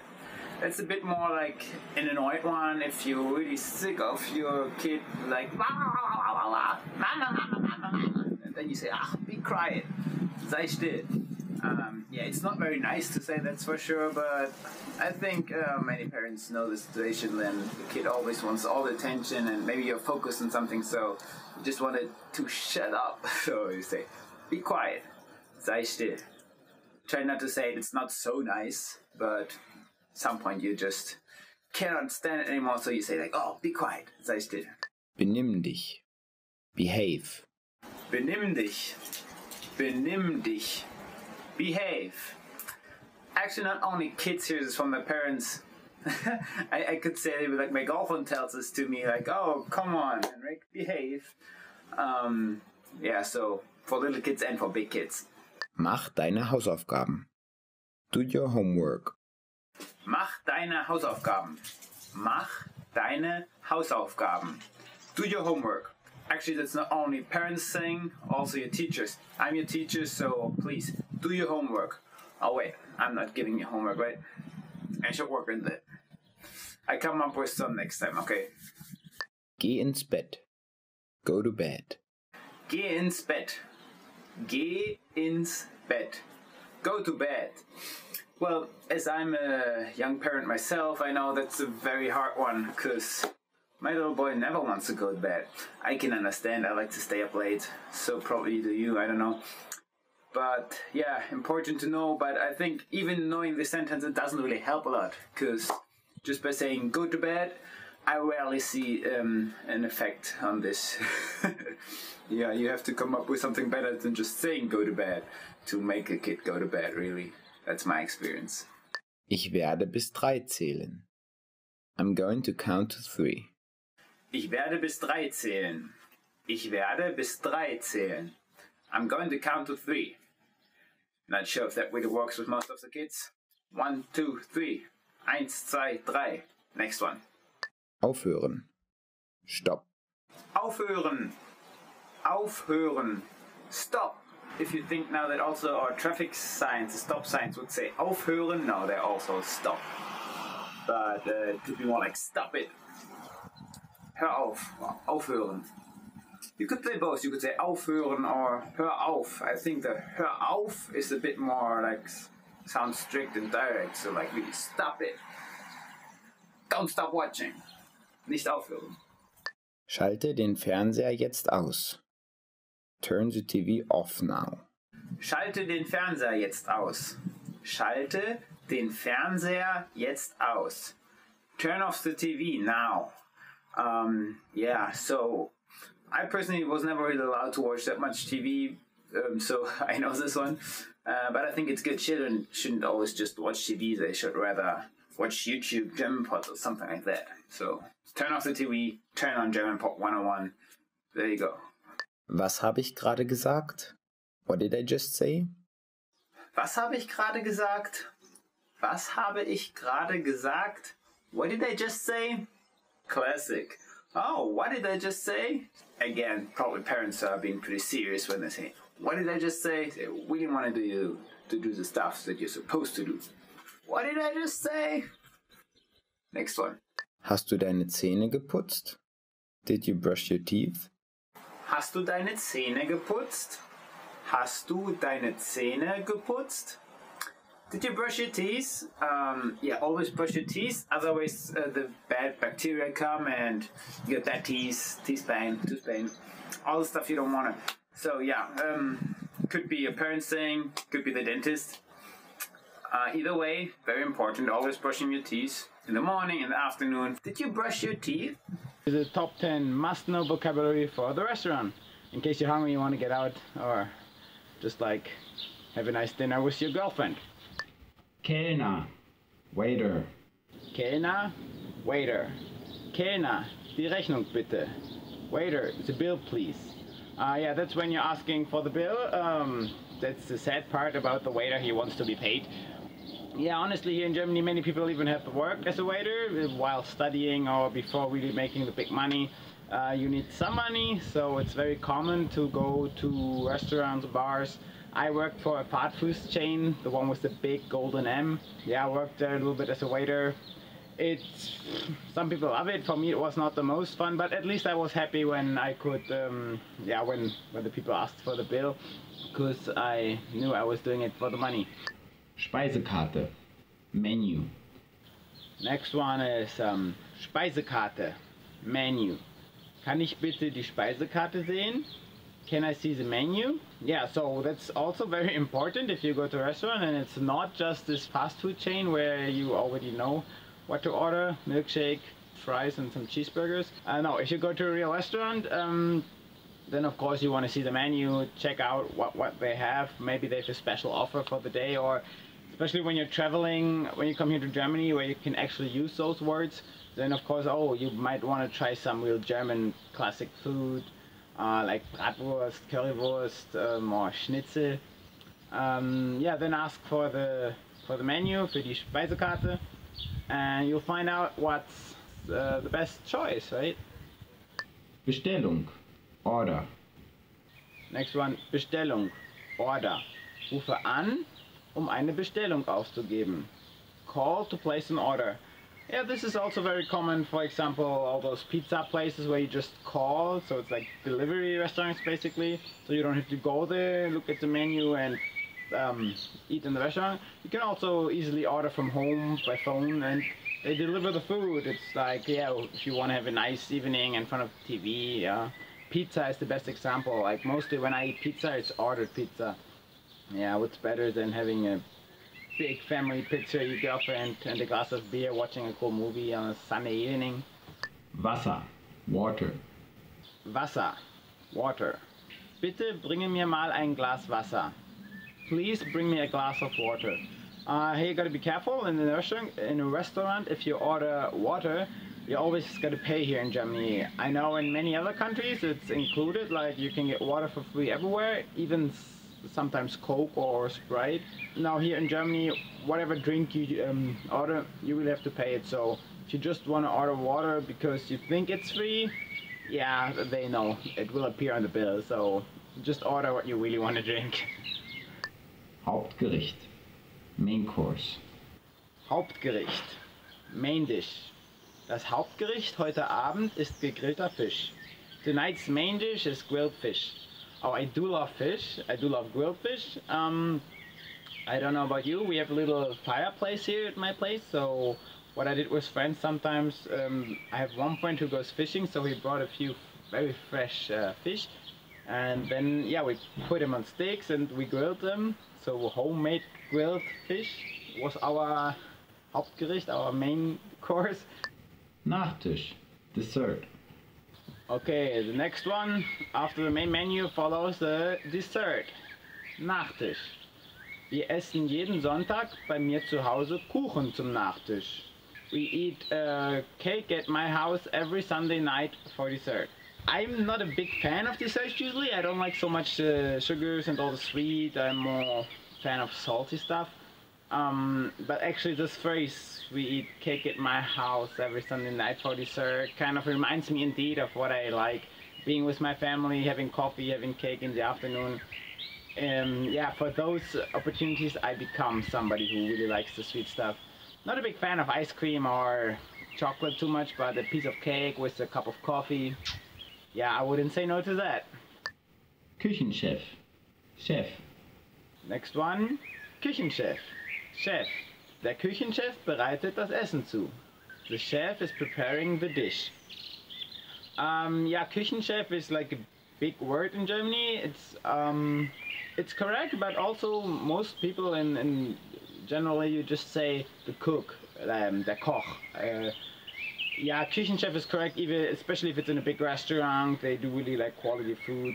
And he has a big team of cooks because it's just too much to do on his own, so probably he would feel like insulted just calling him a cook. Yeah, Küchenchef could be literally translated also as the boss of the kitchen. That makes sense in an environment where he has many co-workers. But if it's just a chef, just like a single person cooking, then we would rather say Koch, which is cook. Fast food. Fast food. Fast food. Fast food. Ja, also in Germany we say fast food. Burger und Pommes gelten als fast food. Burgers and fries are considered fast food. Indeed. Yeah, I mentioned this earlier. It's just like when you go to McDonald's or, I don't know, Burger King, whatever, any fast food restaurant, you don't really check the menu. Only maybe sometimes if you're not sure what you want to take, but in general you will know you have a burger, fries, and probably a Coke or a milkshake. Yeah, everybody loves fast food, just don't eat too much of it, otherwise you will get problems with your heart, your blood pressure, I don't know, your body, everything. But yeah, every once in a while it's pretty delicious. Huh? Restaurant. Restaurant. Next one, Restaurant. Restaurant. Unser Lieblingsrestaurant ist heute Nacht voll. Our favorite restaurant is full tonight. Used this word a few times already in this lesson today. Restaurant. In German, it's the same word with a different pronunciation. Restaurant. It's not a German word. I don't think it's a real English word, but commonly used in most Latin languages at least. Do you have a favorite restaurant? I do. Here in my town, it's the Australian one. It's awesome because they have all these Australian burgers with like kangaroo meat or emu meat. And they have cocktail happy hours twice a week. So sometimes they have like a little live music going on. So yeah, that's definitely my favorite restaurant, and whenever I have guests over and I want to show them something cool, take them to my favorite restaurant, that's the place where I go. Lecker. Delicious. Next one, lecker. Delicious. Schokoladenkuchen ist ziemlich lecker. Chocolate cake is pretty delicious. Oh yeah, I love this whenever I eat food and it's so delicious. I say, lecker. But for me, it wouldn't be chocolate cake in the first place which I would place here. It's more like, yeah, a piece of raw meat. No, it looks like a raw meat. No, more like, I don't know, like, but yeah, meat, like a chicken wing or salty stuff, really. Like a burger. I know I said don't eat too much fast food, but from time to time it's just really delicious, super lecker. So yeah, but if you prefer the sweets, then Schokoladenkuchen, chocolate cake is what you should go for. Want to speak real German from your first lesson? Sign up for your free lifetime account at GermanPod101.com. Hi everyone, I'm Gabriella. How are your German listening skills? In this video, you'll have a chance to test them out with a quiz. First, you'll see an image and hear a question. Next comes a short dialogue. Listen carefully and see if you can answer correctly. We'll show you the answer at the end. Are you ready? Eine Frau fragt einen Verkäufer nach etwas in einem Buchladen. Welches Buch möchte die Frau sehen? Entschuldigen Sie, ich würde gerne einen Blick auf ein Buch in diesem Regal werfen. Welches Buch möchten Sie? Jenes über Autos. Einen Moment bitte. Dieses? Ja, das ist es. Hier, bitteschön. Welches Buch möchte die Frau sehen?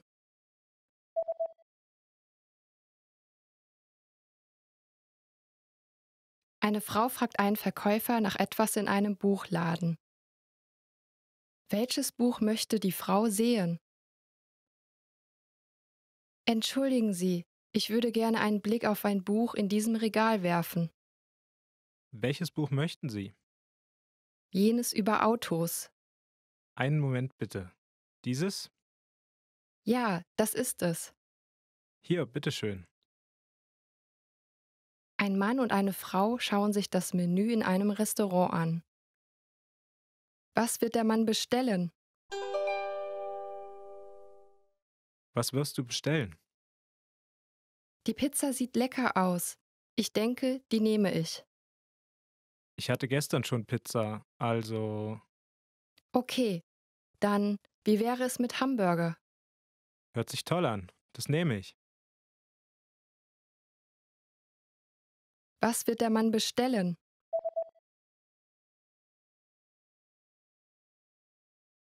Ein Mann und eine Frau schauen sich das Menü in einem Restaurant an. Was wird der Mann bestellen? Was wirst du bestellen? Die Pizza sieht lecker aus. Ich denke, die nehme ich. Ich hatte gestern schon Pizza, also... Okay, dann, wie wäre es mit Hamburger?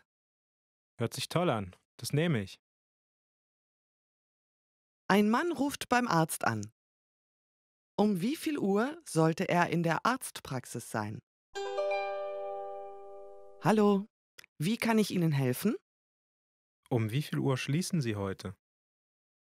Wir schließen um 18 Uhr, aber bitte kommen Sie vor 17:30 Uhr vorbei. Okay, danke schön. Um wie viel Uhr sollte er in der Arztpraxis sein?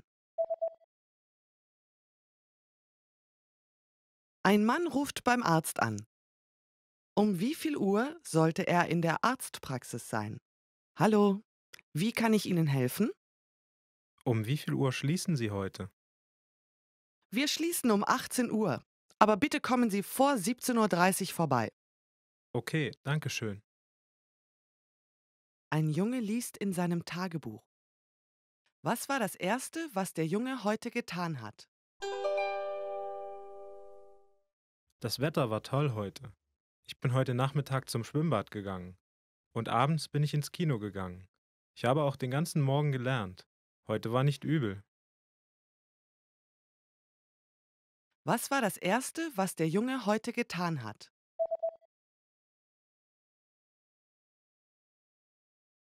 Ein Junge liest in seinem Tagebuch. Was war das Erste, was der Junge heute getan hat? Das Wetter war toll heute. Ich bin heute Nachmittag zum Schwimmbad gegangen. Und abends bin ich ins Kino gegangen. Ich habe auch den ganzen Morgen gelernt. Heute war nicht übel. Eine Frau und ein Mann schauen sich eine Fotografie an.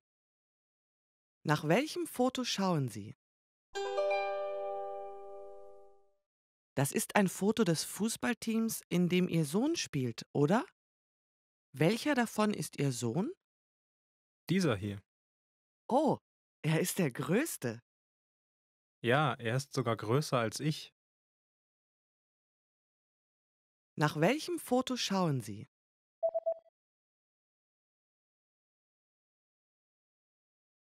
Eine Frau und ein Mann schauen sich eine Fotografie an. Nach welchem Foto schauen Sie? Das ist ein Foto des Fußballteams, in dem Ihr Sohn spielt, oder? Welcher davon ist Ihr Sohn? Dieser hier. Oh, er ist der Größte. Ja, er ist sogar größer als ich. You need 20 phrases you must know for traveling. Here we go. First phrase, when you don't know where to go, you ask, könnte ich eine Karte bekommen? Could I have a map? Actually, you could also ask this to your friend who is going to traveling, because card also works for postcard. So if you have to stay home and not traveling, you can ask for a Karte, for a card, or you can ask for a map, which we also call Karte, and then you can find your way. Number 2, very important sentence. Sprechen Sie Englisch? Do you speak English? Here in Germany, it's quite common. People do speak English, even though the older ones, not so much. But whenever you meet like a young couple or young people on the street and you really cannot find your way or you're really struggling, you can always try to even talk to them in English. But if you want to be polite, you can ask in German. Sprechen Sie Englisch? And then the person will know, oh, okay, sure, I'm going to try to help you out. Gibt es einen Bus vom Flughafen in die Stadt? Is there a bus from the airport to the city? Often airports are kind of outside of the city, right? In Germany, or actually in Europe, we have Ryanair. Probably you've heard about it. It's like cheap airline, but we all want to save money, so it's good. But often the airports of this Ryanair are actually not in the city. So if you fly Ryanair to Barcelona, you end up, 100 kilometers out of Barcelona, and then you always have to take a bus. This also happens in Germany. For example, the Frankfurt airport of Ryanair is about 100 kilometers out of Frankfurt. So you will have to ask for a bus to the city. How do you do this? Gibt es einen Bus vom Flughafen in die Stadt? Number 4. Ist das WLAN kostenlos? Is the Wi-Fi free? It's getting more and more there here in Germany. I remember when I was traveling in the US, you could get free Wi-Fi everywhere, even in the streets. Yeah, I'm sorry, we're not that far here now, but more and more places, train stations, airports have free Wi-Fi. So you must be pretty unlucky to not find free Wi-Fi when you're like flying in or coming by train. So yeah, bring your devices, and in any case, you can ask, sprechen Sie Englisch? Do you speak English? To find your way. Number 5. Haben Sie freie Zimmer für heute Nacht? Do you have any vacancies for tonight? Yeah, if you're going to a hotel or hostel or, an apartment and you haven't booked previously or ahead, then first of all you need to know if there's any space left for you, or if you should go on and search for another place if you don't want to crash on somebody's couch. So then go to the hotel, go to the reception, ask if they're free rooms, and usually they should be able to help you out. Unless, you could also just walk through the streets and ring a doorbell and ask, haben Sie freie Zimmer? Do you have vacancies? But this might get you in trouble with police, I don't know. Number 6. Könnte ich in ein anderes Zimmer wechseln? Could I move to a different room? If you're really unhappy with your room and you're like, oh gosh, no, I don't want to stay here, then you ask the receptionist, hey, could I move to another room?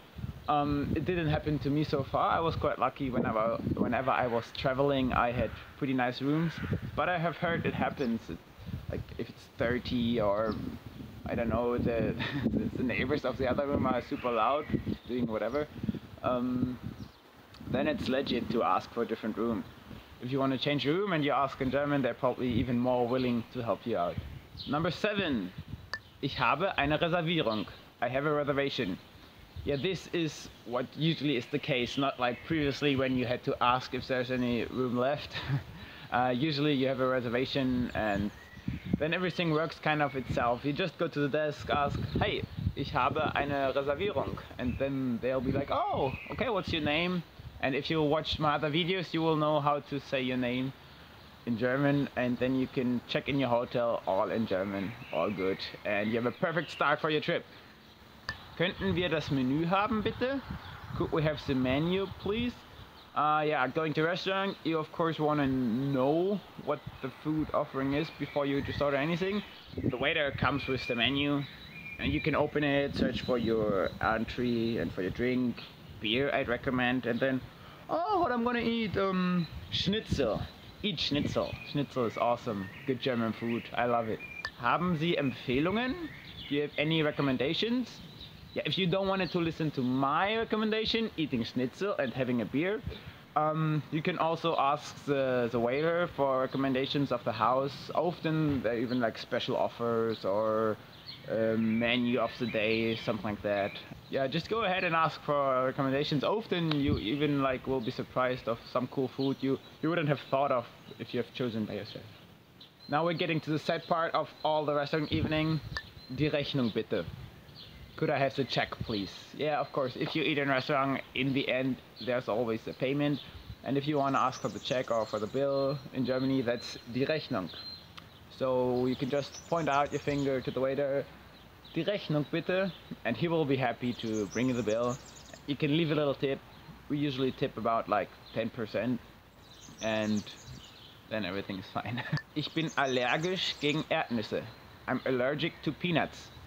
Yeah, this happens. If you don't eat peanuts, and if you're not sure whether there are peanuts in your food or not, it's a good idea to ask or just to raise attention to the waiter. Hey, ich bin allergisch gegen Erdnüsse, so please don't bring me any peanuts. Number 12, Wasser bitte. Water, please. Other than in the US, in Germany it's not common that you get free water at the table during your evening in the restaurant. You always have to order it, unfortunately. So whatever you want to drink, if it's beer, Coke, or just like water from the sink, you would always have to order it and pay it. So don't expect the waiter to bring you water for free. If you order water, then it also will appear on the bill. But therefore we used to have sparkling water, which in my opinion is way better than just sink water. Come on, it's so boring. Wie viel kostet das? How much is this? Yeah, if you're really thirsty, want the water, but are kind of out of money, then you should ask maybe how much it is, and then you can use this phrase, wie viel kostet das? How much is this? Or, yeah, anything in the souvenir store, there's like this stupid little thing you want to bring home, but you don't want to spend a fortune on it, then better ask before, how much is this? Wie viel kostet das? Oh, see, sun is coming out. Now's the right time to travel here. First learn the sentences, but then travel here. Yeah, you see when the sun is shining like this, you should pack your stuff. Ich möchte 10 von diesen. I'd like 10 of these. I remember when I went to Brazil, there's always this so-called feira. It's like a fair where they sell food and toys and everything. But then, of course, the most exciting for me were the fruits, because they had so many exotic fruits. And then I went there and like, oh, I had like 10 of these and 5 of these and 3 of that. And there were fruits I've never seen, so I wanted to try. So this might happen to you if you come here, that you see fruits or vegetables that are not so common in your country. Then you can really use the sentence. Yeah, you should always try the new stuff. Ich möchte das hier. I'd like this. Coming back, if you're at the fair and you really don't know, like there's something you've never seen, but then you want to point at it and say you want this, and you want to impress the one who's selling you, the seller, speaking German, then you can just say, ich möchte dies, and he will be like, cool, here you got it. Number 16. Könnten Sie mir einen Rabatt geben? Could you give me a discount? Also, this happens. We have flea markets where there's people sell their used stuff, or even on the markets, on the Sunday farmers market, whatever. Sometimes you can try to negotiate, and you can always ask. It's not impolite. If you feel like, oh, cool, this is a place where it's just common to negotiate a little, you can ask for a discount. Even though don't expect too much.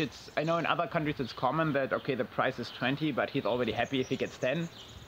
Yeah, no, here it's more like if the price is 20, you can maybe negotiate it down to 18, or it always depends. Also, I mean, if you ask in German, probably you will waste your chances that you really get a discount, because they will appreciate your effort to speak German. Don't be pushy on it, but try and negotiate it a little and you might get your discount. Nehmen Sie Kreditkarte? Do you take credit card? You should definitely bring your credit card in most supermarkets and yeah, stores, whatever. You can use the credit card, but still there's a lot of like smaller shops or the flea market. Apparently they usually don't take credit cards, so it's not as widespread as in the US, but we're getting there. We still like our cash in our hands, see what we're paying with. It's also dangerous to always pay by credit card. You don't really see how much money you spend, especially on holiday. You're more like, oh, cool, I want to enjoy my time, spend some money here, spend some money there, and then credit card in. And then just returning home, you get the letter with all the money you spent, and you're like, oh, holy, that was a lot of money. Number 18, wo ist der Bahnhof? Where is the train station? In case you need to go back to the airport, want to take the train, and you don't know where the train station are, then you're probably in trouble. So you should check beforehand on your map, or yeah, I don't know, take a cab or something. But maybe you're not late, maybe you have plenty of time, and then just want to find the way yourself. You can go and ask, hey, where's the train station? Need to catch a flight. Entschuldigen Sie, wie hoch ist der Fahrpreis? Excuse me, what's the fare? In buses or trains, if you haven't bought your ticket previously ahead, then you might want to ask the driver what's the price before we're taking it, to not be surprised later. Yeah, bus tickets in the city usually are like, I'd say, $2.50. Train tickets apparently depend on how far you want to go. I think a train ticket from Berlin to Munich, for example, €50, I guess. Depends also if you book ahead or not. But yeah, if you ask the driver or anybody at the train station, you probably haven't booked ahead. It's always smarter to book ahead, then you can get way cheaper tickets, especially for trains. In buses, usually you're not really able to book a ticket ahead. You just buy it right there. And yeah, the driver in the bus always is happy to help you out when you're uncertain about the price. So just ask him. Number 20, selfie time. Könnten Sie ein Foto von mir machen? Could you take a picture of me, please?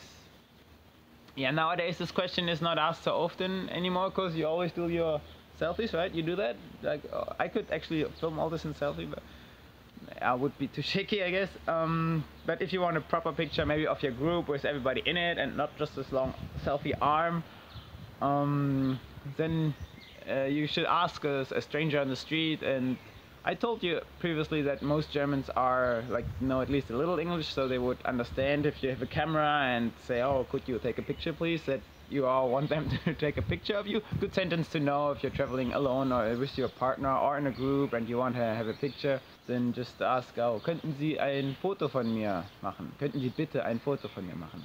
Going back home after your travel, you see clouds are coming back, like I'm not in this bright sun anymore. Yeah, time to go home. Yeah, travel is over, let's go back home and then bus to the airport. Have a good flight. Want to speak real German from your first lesson? Sign up for your free lifetime account at GermanPod101.com. To top 15 questions you should know for conversations. My name is Elisa and let's get started. Magst du deutsches Essen? Do you like German food? Magst du deutsches Essen? Do you like German food? Eines meiner Lieblingsspeisen aus Deutschland sind Knödel. One of my favorite German foods is Knödel. It actually is made of potatoes. It's like a potato powder and you boil it in water. It's very German actually. It's called Knödel. Wann ist dein Geburtstag? When is your birthday? Wann ist dein Geburtstag? When is your birthday? Mein Geburtstag ist am 6. Januar. My birthday is on January 6th. It's actually another German holiday. So remember my birthday and send me birthday gifts. I'm joking. Warst du schon einmal in Deutschland? have you been to Germany? Warst du schon einmal in Deutschland? Falls ihr schon mal in Deutschland wart, würde ich gerne eure Geschichten hören. If you've ever been to Germany, let me know your stories and leave it in the comments. Was hast du gesagt? What did you say? If you are learning German and you don't understand the German people when they're talking fast, it's you can say that, like, was hast du gesagt? What did you say? Was ist das? What's this? Was ist das? What's this? If you don't know a word in German, or if you see something that you haven't seen before, you usually say, was ist das? What's this? So, was ist das? Das ist ein Fernseher. What's this? This is a TV. Oh my God, of course. Wie alt bist du? How old are you? Wie alt bist du? How old are you? Wie heißt du? Wie alt bist du? What's your name? How old are you? And if you are trying to get to know someone, and that's a very common question. Wie geht es dir? How are you? Wie geht es dir? How are you? Heute geht es mir blendend. Today I am really great. Wie geht es dir is something that you kind of add to, like, hallo, wie geht es dir? Hello, how are you? Wie ist dein Name? What's your name? Wie ist dein Name? What's your name? Mein Name ist Alisa. My name is Elisa. So what's your name? Remember that one. And don't forget the name, you know. Wie lange lernst du schon Deutsch? How long have you been studying German? Wie lange lernst du schon Deutsch? How long have you been studying German? Ich würde gerne wissen, wie lange ihr schon Deutsch lernt. I'm curious to know, how long have you been studying German? Leave me in the comments, since I read them. Wie lautet deine Telefonnummer? What's your phone number? Wie lautet deine Telefonnummer? What's your phone number? I think it's important if you're in a country that you don't know and you're new, you're trying to connect, and so try to meet as much people as possible, get their phone numbers and meet them again. And so remember this question. Wo arbeitest du? Where do you work? Wo arbeitest du? Where do you work? You know, some people who go maybe for a year to Germany to learn the language, they have a side job that they're working on. That's a good way too to learn German, because every day you'll be speaking in German anyways. So, wo hast du Deutsch gelernt? Where did you learn German? Wo hast du Deutsch gelernt? Where did you learn German? Ja, ich würde gerne wissen, wo ihr Deutsch gelernt habt, entweder in der Schule oder vielleicht bei einer Gastfamilie. I'm curious to know, where did you learn German? Maybe at a language school, or maybe you went to Germany for a few months with a host family. I would love to know, of course, besides German pod. Where did you learn German?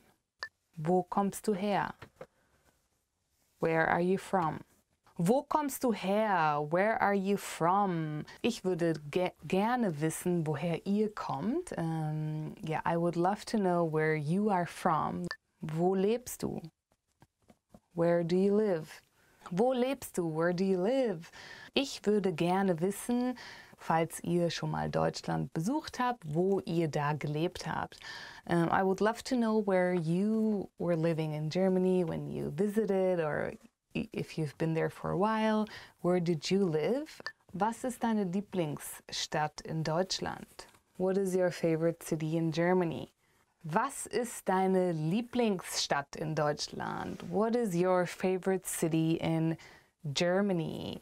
I don't really have a favorite German city because I have a lot in Germany. Like, I couldn't say this is my favorite city. I think a lot are very pretty and special and very different. Want to finally start speaking in your target language? In this guide, you'll discover the top 7 ways to practice speaking on your own with our lessons. Let's begin. Number 1, shadowing. Shadowing is a proven learning technique where all you do is repeat what you hear in order to practice speaking. So access any audio or video lesson on the site and press the play button to start.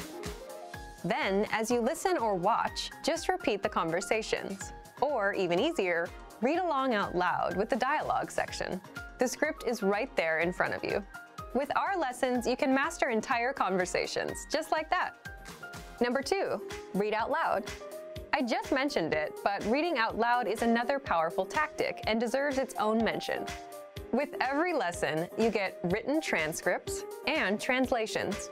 So, as you play the lesson, read the dialogue out loud as you hear it. Why?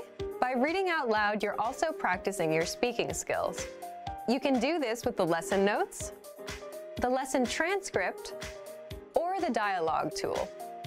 With the dialogue tool, you can listen to each line again and again, and repeat out loud until you master them all. Number 3, speed up your reading to speed up your speaking. Being able to speak without thinking is a sign of language mastery. If you're talking to a native and can respond quickly, they'll assume that you're fairly fluent. How can you do this? When you read out loud, try increasing your speed a little bit every time. So, start by reading with the dialogue tool. If you're like most learners, you'll read the first line slowly. That's because you're still getting used to the words, which is okay. Reread it. On your second try, you know most of the words, and you'll read a little faster. Reread it again. On your third try, you'll be even faster, at a native speaker's speed. And being able to read these phrases out loud and fast will help you speak fast. Number 4, record and compare yourself with native speakers.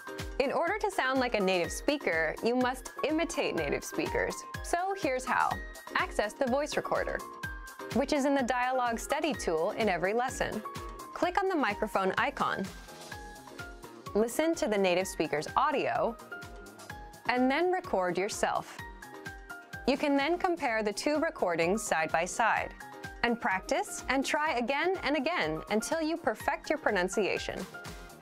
Number 5, get feedback from our Premium Plus teacher.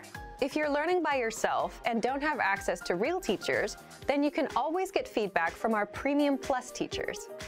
With the My Teacher tool, you can record yourself speaking and send the audio file to the teacher. They'll review it and tell you what to improve and how. That's it. Number 6, level up your speaking with Premium Plus assignments. With Premium Plus, you can also get assignments that cover reading, writing, listening, and even speaking from your teacher. These assignments can be tailored to your goals and needs. You get a new one every week, or anytime you're ready for a new one. Number 7, get even more lessons in the lesson library. If you want even more lessons on speaking and conversations, visit our lesson library and under Category, choose Conversation. You'll get all of the pathways and lessons that are focused on speaking.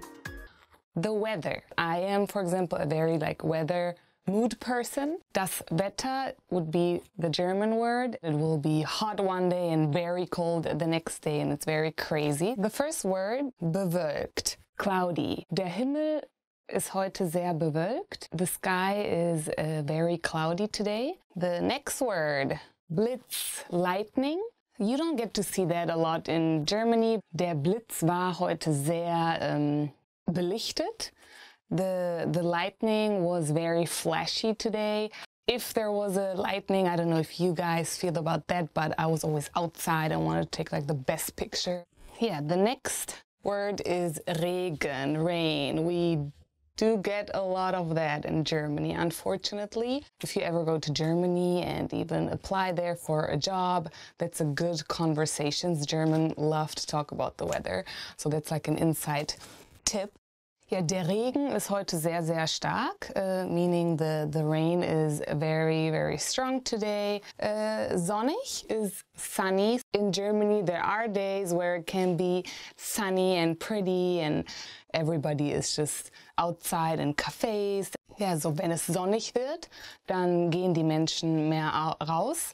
When it gets sunny, people just go outside more and enjoy the beautiful weather. Windig, windy, very similar. Es ist ein guter Tag, um segeln zu gehen, weil das Wetter windig ist. It is a good day to go sailing because the weather is windy. Is that even right? I went to this camp in the summer and we did go sailing, and actually Germany has a lot of lakes to go sailing to, so that's definitely like a fun experience. At the office, so let's start. Besprechung. That means meeting. It sounds very soft in English, and in German it sounds very hard. Besprechung. New or modern companies do use more meeting because it's shorter than Besprechung, but Besprechung is definitely like a very common German word. Wir hatten heute mit unserem Team eine wichtige Besprechung. We had a very important meeting with our team. Büro, meaning office.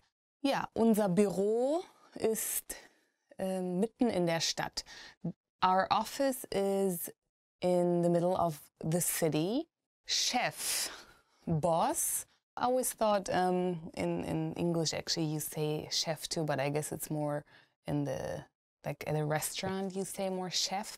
Mein Chef hat das Vergnügen, nicht so viel zu arbeiten. Yes, my boss has the advantage of not working as much as I do. That's what I just said in German. Well, you know, if you're a chef of a company, you can just come in whenever, kind of. And so, Schreibtisch means desk. Ich teile meinen Schreibtisch mit einer Mitarbeiterin. I share a desk with one of my co-workers. Schreiben means write and Tisch means desk. Computer. It's again, the pronunciation is different. Mein Computer ist etwas schneller geworden, nachdem ich es aufgerüstet habe. My computer is faster now after I send it in. And I don't know about you, but I get really frustrated when the computer is really slow. I just want to, I don't know, I want to throw it out the window. The classroom, and let's start. The first word is der Bleistift, the pencil. So the pencil is Bleistift, and Blei is lead, and Stift can be used alone as pencil too. Ich habe heute meinen Bleistift einer Freundin ausgeliehen. My friend borrowed a pencil from me. The next word, Klassenzimmer, classroom. Ja, ich habe einmal aus Scherz meine Lehrerin im Klassenzimmer eingeschlossen. Actually, with a few friends, this actually really happened. I did a prank on my teacher, and she was stuck in the classroom. She was really mad because she couldn't get outside, but it was funny at that time, and we were kids, and yes, so I'm sure you all did that somewhere too. So the next word is Lehrbuch, textbook. Lehren means to teach, and Lehrbuch means textbook. Der Lehrer hat etwas sehr Interessantes aus dem Lehrbuch vorgelesen. The teacher read something very interesting of the textbook. So the next word is Schreibtisch, school desk. Schreibtisch, well, it consists of Schreiben means write and Tisch means table. Ich musste meinen Schreibtisch alle paar Wochen mit jemand anderem teilen. I had to share my school desk every other week with somebody else. So when I used to go to school in Germany, we actually had to rotate. So we are sitting next to different kinds of people and get to know the class. So the next word is Tafel, blackboard. I hated when the teacher would call me out and I had to go to the blackboard and do some math or something, and I was just like so embarrassed, and I would never raise my hand when the teacher said, okay, who wants to go to the blackboard? Ja, ich habe es gehasst, wenn ich an die Tafel musste. I hated it when I had to go in front of the class and write on the blackboard. Fruits. I love fruits. Apfel, apple. Yes, so in Germany there's a lot of apple fields and you can go apple picking. Einer meiner Lieblingsfrüchte ist der Apfel oder die Äpfel. Yes, so one of my favorite fruits is the apple. Himbeere, raspberry. Yes, in Germany it just grows everywhere, even in our garden, and so it was very, very yummy. Ja, also meine Mutter hat sehr gerne Himbeermarmelade gemacht. Yeah, my mom used to make a lot of raspberry marmalade. Pfirsich, peach, is one of my favorite fruits too, especially the Japanese one. I do have to say they are one of the best. Yes, der japanische Pfirsich ist einer der berühmtesten und teuersten auf der Welt. The Japanese peach is one of the most famous and expensive one actually in the world. Kirsche, cherry. Where I used to live, now it sounds like I live like on the fields, but there was actually another cherry field. But it was so good and yummy and they're so big. Die Kirsche ist einer meiner Lieblingsfrüchte. Und yeah, the cherry is one of my favorite fruits as well. Traube, grape. In Germany, there's like a lot of those little grapes and they're not that big. I guess it's because where I live, it's Rheinland, it's Bonn, Cologne. There's a lot of grape fields to make like wine. In Deutschland gibt es weiße und rote oder beziehungsweise dunkle Trauben. In Germany, there's white grapes and most common like the dark grapes to make wine. Hobbies. That's a good one. Yes, let's start. Briefmarken sammeln. Collect stamps. I actually did that a long time. Actually for a few years, and I was really into it, and I was really clean and neat about my stamps, and they need to be really perfectly in order, and I was very proud of my stamps, and I was like imagining to become like really rich once. Ja, so als Kind habe ich gerne Briefmarken aus verschiedenen Ländern gesammelt. As a child, I collected stamps from different countries and would order them after country, and yes, so I was really into it, and I still have them actually. Schach spielen, play chess. You know, sometimes I watch TV and this is like hard. I mean, there's like competitions and I've never played it, so it's interesting to watch. But ich habe noch nie Schach gespielt. I never played chess. These are like really good hobbies. Tanzen, dance, yes. Well, I love to dance too, and either to go out or with friends and dance. When I was younger, actually my parents forced me to learn how to dance, like waltzer and all this classical dance, so I had to do that, I remember. And I didn't have that much fun actually, but I had to. Ja, ich gehe gerne mit meinen Freundinnen tanzen. I like to go out with my friends dancing. Ein Musikinstrument spielen. Play a musical instrument. Als Kind habe ich auch ein Musikinstrument gespielt, und zwar Klavier.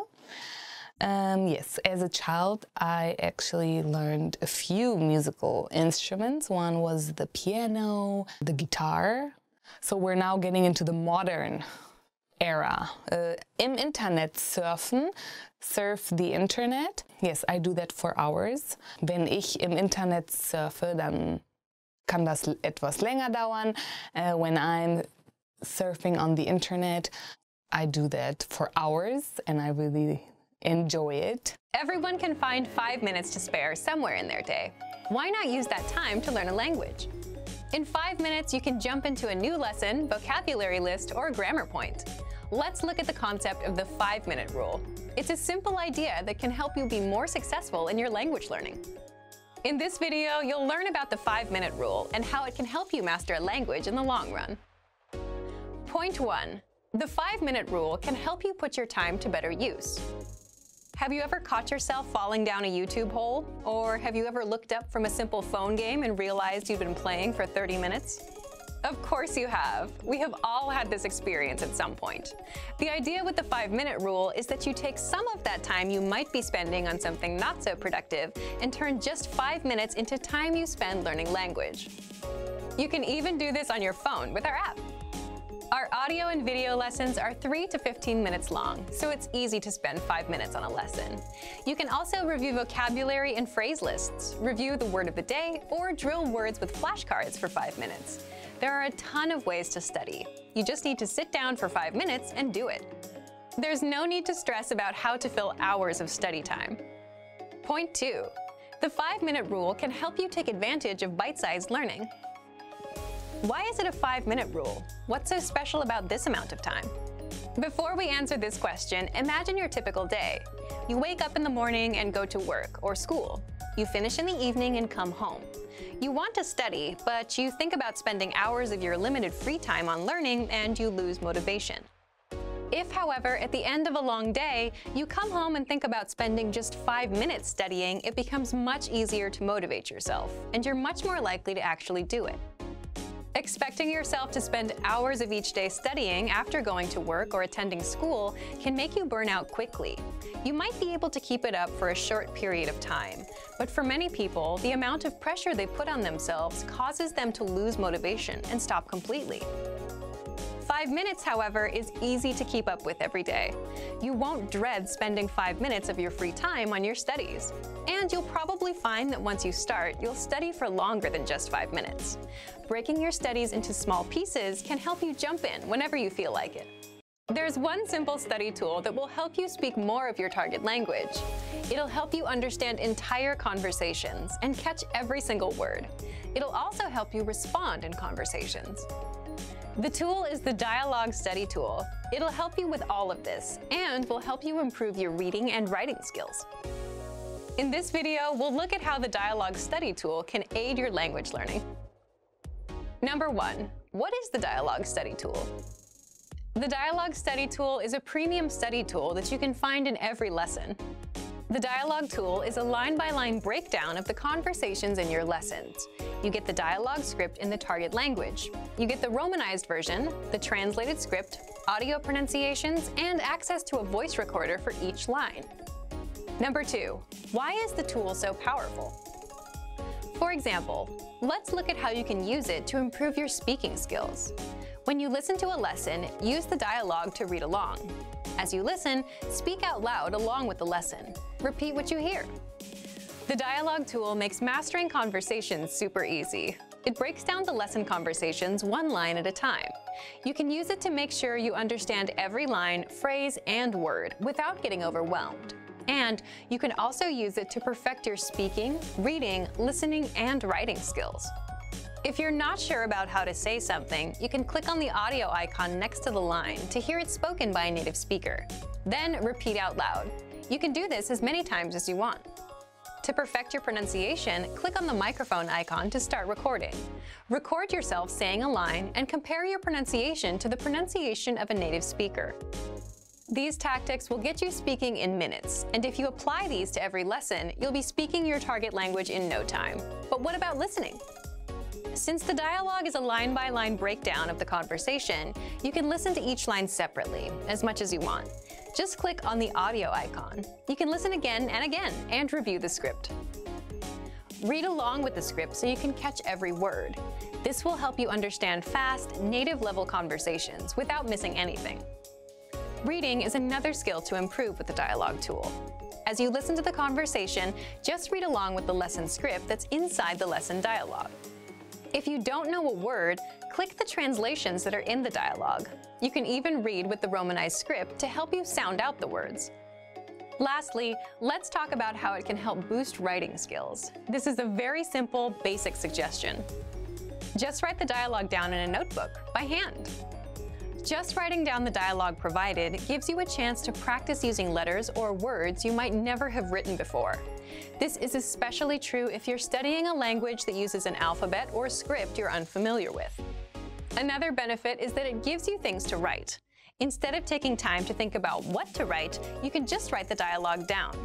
The dialogue tool can support your studies in many different ways, and this makes it a powerful aid for your language learning. There might be times in your life when you need to learn something right away. Maybe you have an unexpected exam, you need to prepare for a new job, or you might be traveling for work. In situations like these, many people feel the need to try to study a lot of information in a short period of time.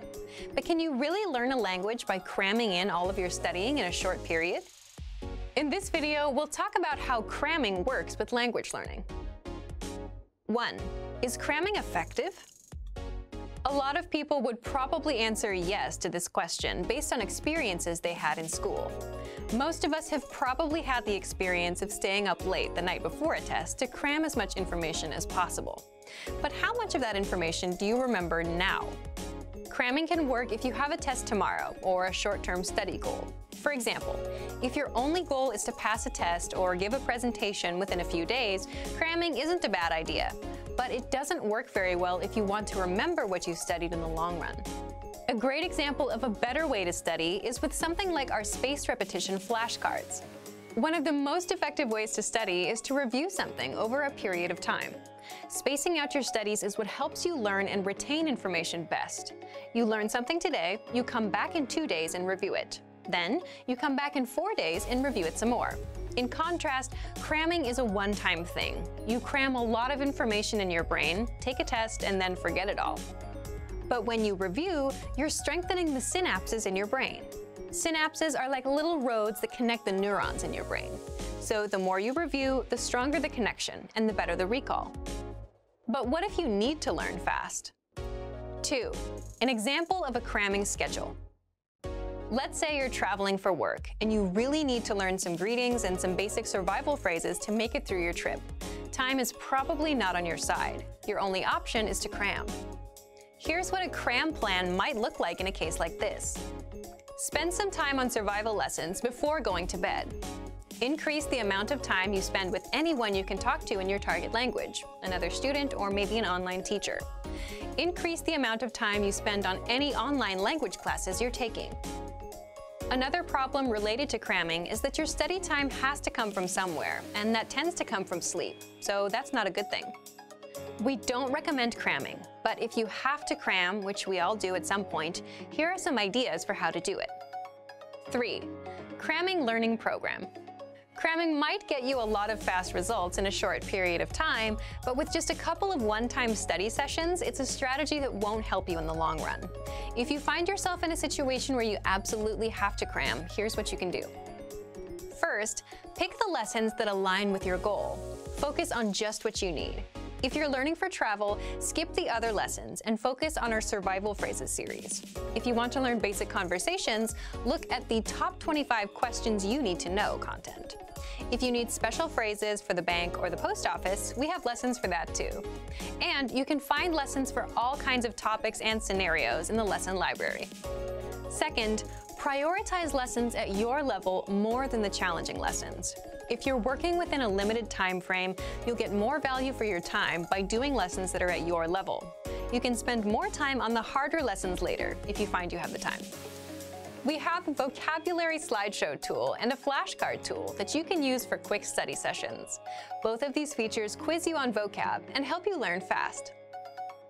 Focus on mastering a few must-know lessons. It's better to know all of the dialogue from 5 lessons inside out than to run through 60 lessons and not remember anything.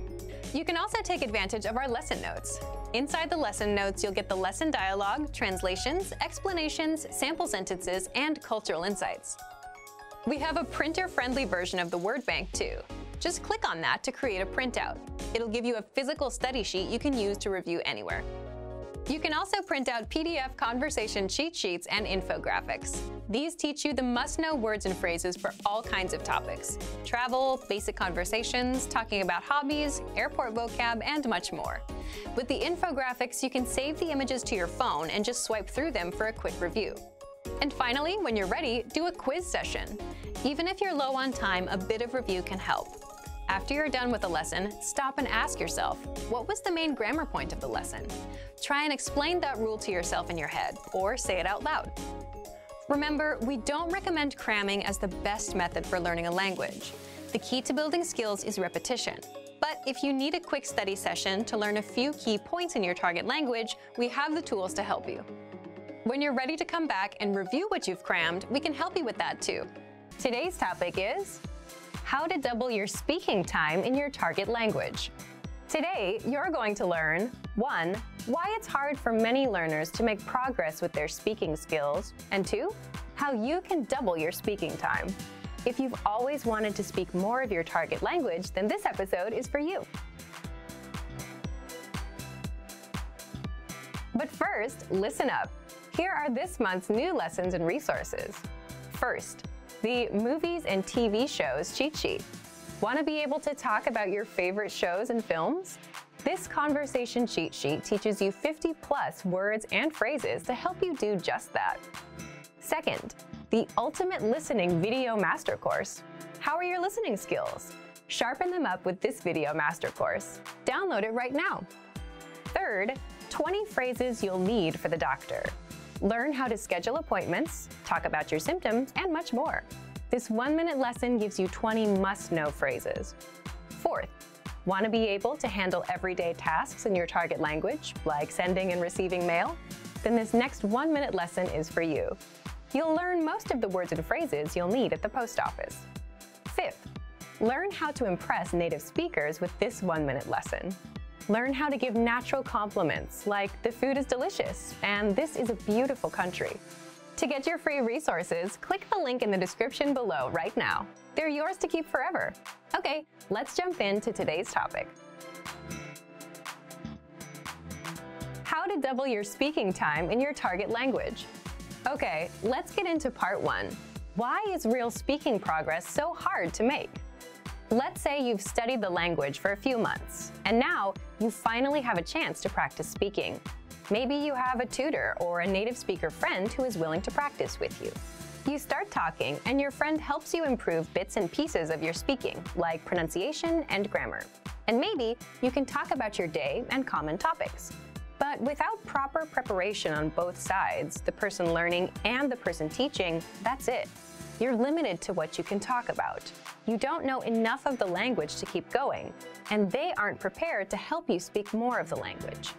So if you try to have an open-ended conversation, you'll fall flat at some point. You'll run out of things to say and talk about. You'll run out of words and topics. And this is true outside of language learning. It's easy for conversations to die when you run out of things to talk about. A freestyle approach to conversation is nice for advanced learners or people who do serious preparation, but it's not so great for beginners. This is one reason it's hard to make real progress with speaking. You run out of things to say. But there is a way to double your speaking time, even if you're an absolute beginner, even if you're low on words and grammar. And that's by adding structure that you'll find in our lessons. Let's get into that. Part 2, how you can double your speaking time with our audio and video lessons. Let's say you're having a practice conversation with that same friend. Except this time, both of you have a list of topics to follow. Then, your conversations won't die out as quickly. The point is, if you have a structure to follow, like a lesson, there's always something for you to fall back on. And if you're already using our audio and video lessons, you get just that.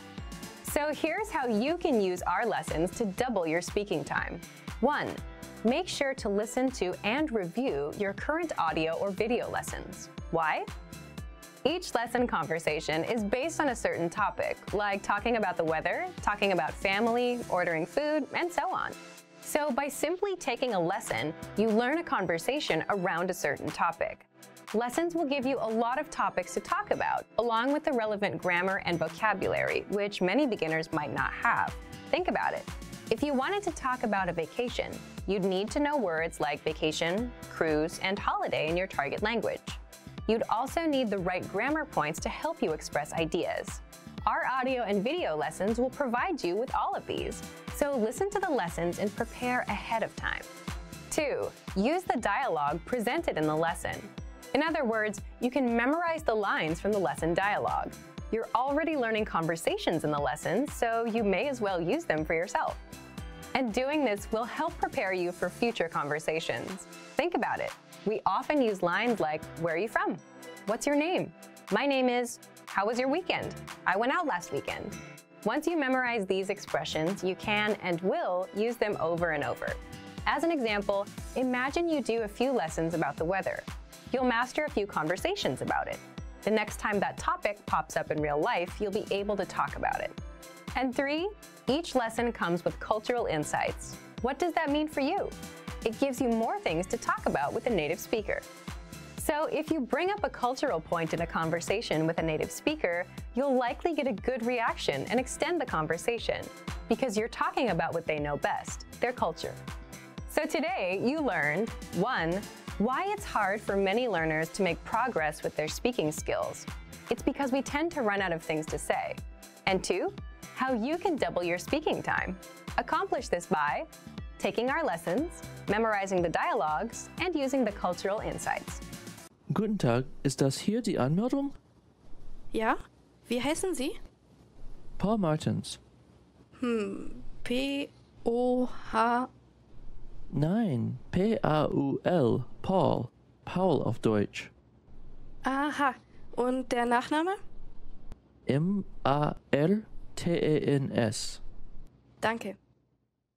Hallo, Herr Martins, willkommen. Hallo.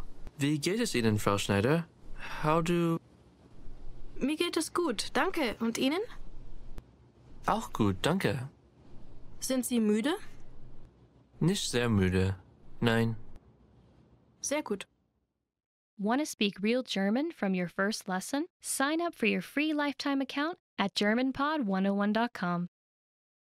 In this video, you'll have a chance to test them out with a quiz. First, you'll see an image and hear a question. Next comes a short dialogue. Listen carefully and see if you can answer correctly. We'll show you the answer at the end. Are you ready? Eine Frau fragt einen Verkäufer nach etwas in einem Buchladen. Welches Buch möchte die Frau sehen? Entschuldigen Sie, ich würde gerne einen Blick auf ein Buch in diesem Regal werfen. Welches Buch möchten Sie? Jenes über Autos. Einen Moment bitte. Dieses?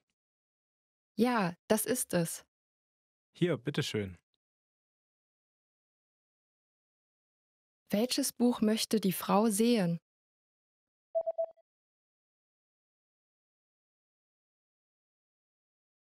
Eine Frau fragt einen Verkäufer nach etwas in einem Buchladen. Welches Buch möchte die Frau sehen?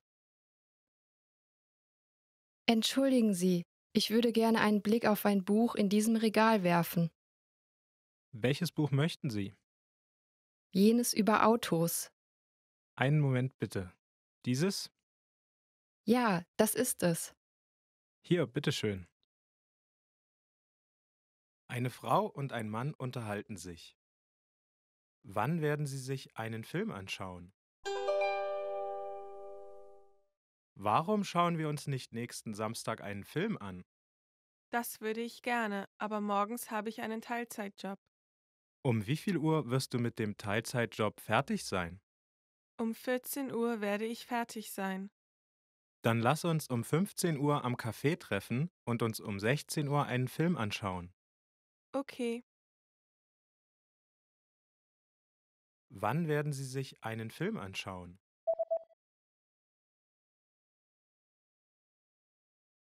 Eine Frau und ein Mann unterhalten sich.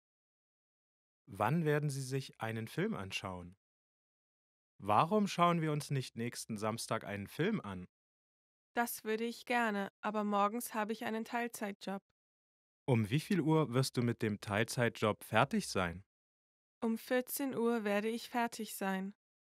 Dann lass uns um 15 Uhr am Café treffen und uns um 16 Uhr einen Film anschauen. Okay. Dog. Hund. Hund. Dog. Der arme Hund. The poor dog. Der arme Hund. Katze. cat, Katze, Katze, cat. Die Katze versteckt sich unter dem Bett. The cat hides under the bed. Die Katze versteckt sich unter dem Bett. Hamster, Hamster, Hamster, Hamster, Hamster. Hamster schlafen gerne während des Tages. Hamsters like to sleep during the day. Hamster schlafen gerne während des Tages. Warm, warm, warm, warm, warm. Das Wetter ist ziemlich bewölkt, aber warm. The weather is quite cloudy but warm. Das Wetter ist ziemlich bewölkt, aber warm. Regen, rain, Regen, Regen, rain. Der Regen fällt auf die Straße. The rain is falling on the street. Der Regen fällt auf die Straße. Tomate, tomato, Tomate, Tomate, tomato. Mein Großvater zieht seine eigenen Tomaten in seinem Garten groß. My grandfather grows tomatoes in his garden. Mein Großvater zieht seine eigenen Tomaten in seinem Garten groß. Erdbeere, strawberry, Erdbeere, Erdbeere, strawberry. Luisa ist gegen Erdbeeren allergisch. Luisa is allergic to strawberries. Luisa ist gegen Erdbeeren allergisch. Kirsche, cherry, Kirsche, Kirsche, cherry. Die Kirsche ist eine meiner Lieblingsfrüchte. Cherry is one of my favorite fruits. Die Kirsche ist eine meiner Lieblingsfrüchte. Kind, child, Kind, Kind, child. Als ich ein Kind war, bin ich jeden Tag mit dem Fahrrad zur Schule gefahren. When I was a child, I used to ride my bike to school every day. Als ich ein Kind war, bin ich jeden Tag mit dem Fahrrad zur Schule gefahren. Freund, friend, Freund, Freund, friend. Bis dann, mein lieber Freund. See you then, my dear friend. Bis dann, mein lieber Freund. Erwachsener. Adult.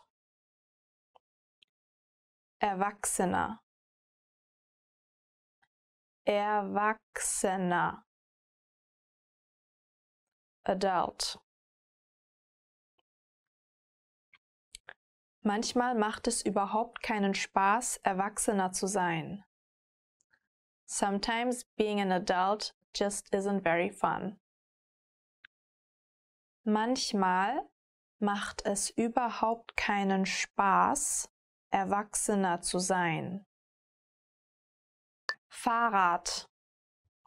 Bicycle. Fahrrad. Fahrrad.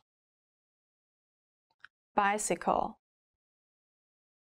Da steht ein Fahrrad in der Garage. There is a bicycle in the garage. Da steht ein Fahrrad in der Garage. Auto. Car. Auto. Auto. Car.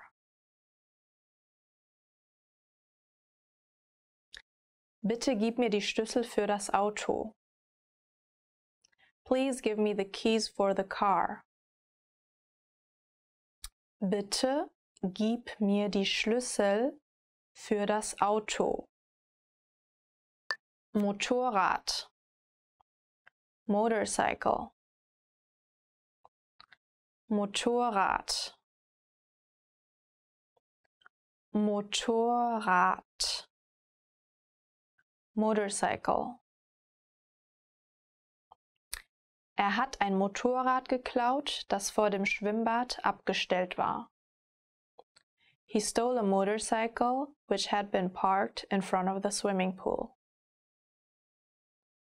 Er hat ein Motorrad geklaut, das vor dem Schwimmbad abgestellt war. Roller. Scooter. Roller. Roller. Scooter. Der Junge fährt mit seinem Roller ins Umland. The boy drives to the urban hinterland with his scooter. Der Junge fährt mit seinem Roller ins Umland. Boot. Boat. Boot. Boot. Boat. Bananenboot reiten. Banana boat riding. Bananenboot reiten. Qualle. Jellyfish. Qualle. Qualle. Jellyfish. Die Quallen bewegen sich im Wasser auf und ab. The jellyfish are bobbing in the water. Die Quallen bewegen sich im Wasser auf und ab. Hummer. Lobster. Hummer. Hummer. Lobster. In einigen Ländern ist Hummer eine besondere Delikatesse. In some countries, lobster is a specialty. In einigen Ländern ist Hummer eine besondere Delikatesse. Krabbe, crab. Krabbe,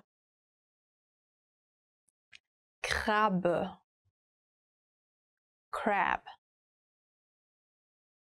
Die zwei Krabben laufen auf einem Felsen. The two crabs are walking on a rock.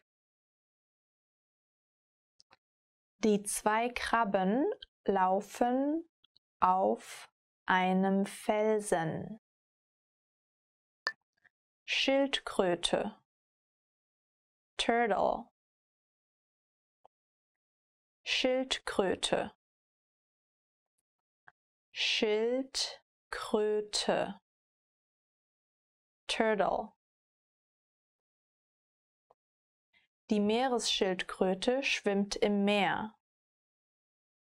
The sea turtle is swimming in the sea. Die Meeresschildkröte schwimmt im Meer. Hey everybody, what's up? I'm Henrik. Welcome to a brand new episode of GermanPod101.com with me, for you. Today we're going to talk about what are your top 10 language learning goals for the year. The year is still new, some months already in, but still enough time to reach all the goals that you have. So, what could those be? We'll see in a second. Let's go.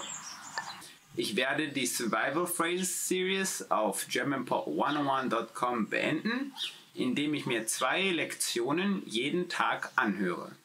I'll finish Survival Phrases Series on GermanPod101.com by listening 2 phrases a day. Survival with German language requires some survival lessons, I guess. Go through the survival lessons and take care you follow all the steps I'm going through with you today, and then we'll make sure that you will be on track with all your goals in learning German. Ich werde ein deutsches Buch zu Ende lesen, indem ich 10 Seiten jeden Tag lese. I'll finish reading one German book by reading 10 pages a day. I know we have some great German philosophers like Goethe and Schiller. Maybe you should not start with this kind of stuff, it's a bit heavy. Even German speakers struggle to understand all that stuff. Take something easy and then reading is fun. I think reading German is a great way to master the German language, so go ahead, 10 pages a day, make sure. Ich werde meinen Deutschtest bestehen. I'll pass my German test. Yeah, whatever test that is, like there's all this A1, A2, B1, B2, or if it's test stuff, there's the Goethe Institute. All those are great. If you plan on studying in German, then you have to reach a specific level and pass in a test. I think that's usually either the Goethe Institute or the C1, and there's test stuff, DSH. So if you plan on studying in Germany, you should make sure that you pass on one of those tests. They're a bit higher than the B2 level, and yeah, listening to these lessons here is the first way to get there. Ich werde einen deutschen Film komplett verstehen, indem ich ihn jeden Tag gucke. I'll fully understand one German movie by watching it every day. I'm not so sure if that's the best way to do it. Might get quite boring after the 3rd, 4th or 5th time. But I don't know, if you like binge watching all over the same movie, then might be a good idea to just switch over to German at one point. So if you already know all the phrases by heart in your mother tongue, that could be a way. I like Bad Boys. That's a good movie. Wouldn't watch it every day though. Okay, I think we'll find better ways to make you learn German without you having to watch the same movie every day all over again. Okay, let's try with the next one. Ich werde vor meinen deutschen Freunden auf Deutsch eine 3 Minuten lange Vorstellungsrede halten. I'll give a 3-minute introductory speech in German to my German friends. First thing to do here is find some German friends. If you live somewhere else, I don't know. But on the other hand, Germans are everywhere. So just go out, shout some of the stuff that you already learned with me, and then whoever speaks German will be like, oh, I understood that. So you can find some German friends this way. then give them your 3-minute introductory speech, and then they already know who you are. And so, yeah, maybe they are friends afterwards. Maybe not, but at least you've mastered one of the steps to reach your German goals for the year. Ich werde 5 deutsche Lieder auswendig lernen. I'll memorize 5 German songs. Ooh, that's a hard one. Even I don't memorize 5 German songs. I know maybe 99 Red Balloons. That's a good one, easy to remember. Good start with that. I do know more English songs, they're the better songs. Unless you really like German music, then we have some cool rock bands. There's Die Toten Hosen, should listen to that stuff, good stuff. Or Die Ärzte, same direction. If you manage to memorize 5 German songs, please leave a note and sing them. I want to know. Ich werde 350 Wörter durch Karteikarten auf germanpod101.com zu Ende auswendig lernen. I'll finish memorizing 350 words with flashcards on germanpod101.com. That's a pretty long one, okay, so one more time, pretty slow. Ich werde 350 Wörter durch Karteikarten auf germanpod101.com, right here, zu Ende auswendig lernen. Yep, flashcards are a very good way, like the little flashcards. Write down the words. After writing down 350 words, you probably already know most of them, so that's the way to go. The horse agrees. I used to learn with flashcards also, but flashcards definitely is a good way to go for. Ich werde 10 Postkarten auf Deutsch an meine deutschen Freunde schreiben. I'll write 10 postcards in German to my German friends. Yeah, again, first find some German friends that you can send the postcards to. If you haven't been successful in the mall with shouting around and giving you a 3-minute introductory speech, and you haven't found any German friends yet, just write 10 German postcards to your grandma. Grandmas love postcards. Just, I don't know, add some little pictures of yourself, and they'll be totally fine. I don't know, grandmas are full of surprise. Maybe they even speak German. But yeah, you see, it's worth finding some German friends so that you can give you a 3-minute introductory speech. You can send 10 German postcards. German friends are very useful. People say it's hard to find German friends. That's not true. We're everywhere. We're nice people. Ich werde lernen, wie man über vergangene, gegenwärtige und zukünftige Ereignisse spricht. I'll learn how to talk about past, present and future events. I think it's worth also to grab a German grammar book. That way you can also do your 10 pages in German a day and study the German past and present forms. Because, yeah, my lessons are very good to learn some new vocab and to get a little bit the feeling of the language and get some cultural insights. But I'm not really going into detail too much with grammar. So in my opinion, to really study grammar, a book is the best way to go, because you can really like sit down, think. It's also a bit like you can use your flashcards and write down the different forms of a verb in the past and in the future. Future, it's there. Past, there. Present, right here. Vergangenheit, Zukunft, Gegenwart. That's the 3 years ago, so dreamers, I don't know, memorizers, and right here we are. Gegenwart. Ich werde 150 Wörter meistern, indem ich 5 Wörter pro Tag auswendig lerne. I'll master 150 words by learning 5 words a day. That's a good goal. New words, broaden your vocab. 5 new words is good, like it's not too much in the beginning. After a couple of days it gets more, like after 7, for example, after a week you would be with 35 words. 35 words are good, you can make a lot of sentences, maybe not so much sense, but a lot of sentences with 35 words. But yeah, no kidding, I mean, having the goal of every day having 5 new words is pretty good, so you always kind of really broaden your horizon, and of course from time to time you'll forget some, but therefore you have your flashcards to repeat. And yet also it gives you the chance to really get a little step forward day by day. So 5 words every day. So that's it for the day. I hope you liked the lesson. I hope you get yourself a plan now, what you have to do to keep on track with your German for the end of the year. We're in April right now here. You see weather, sometimes blue, sometimes gray. getting closer to summer, but still in the beginning of the year. You still got all the opportunities to learn German this year, so follow the steps I told you. So yeah, leave a comment if you liked it. If you didn't like it, don't leave a comment. No, tell me what I could improve. Yeah, subscribe to the channel, leave a comment, and then I see you next time. Bye bye. Yeah, I know. You hear that horse? Okay, anyways. I think really the only song everybody here knows is probably 99 Red Balloons. 99 Luftballons. Yeah? You know that one too.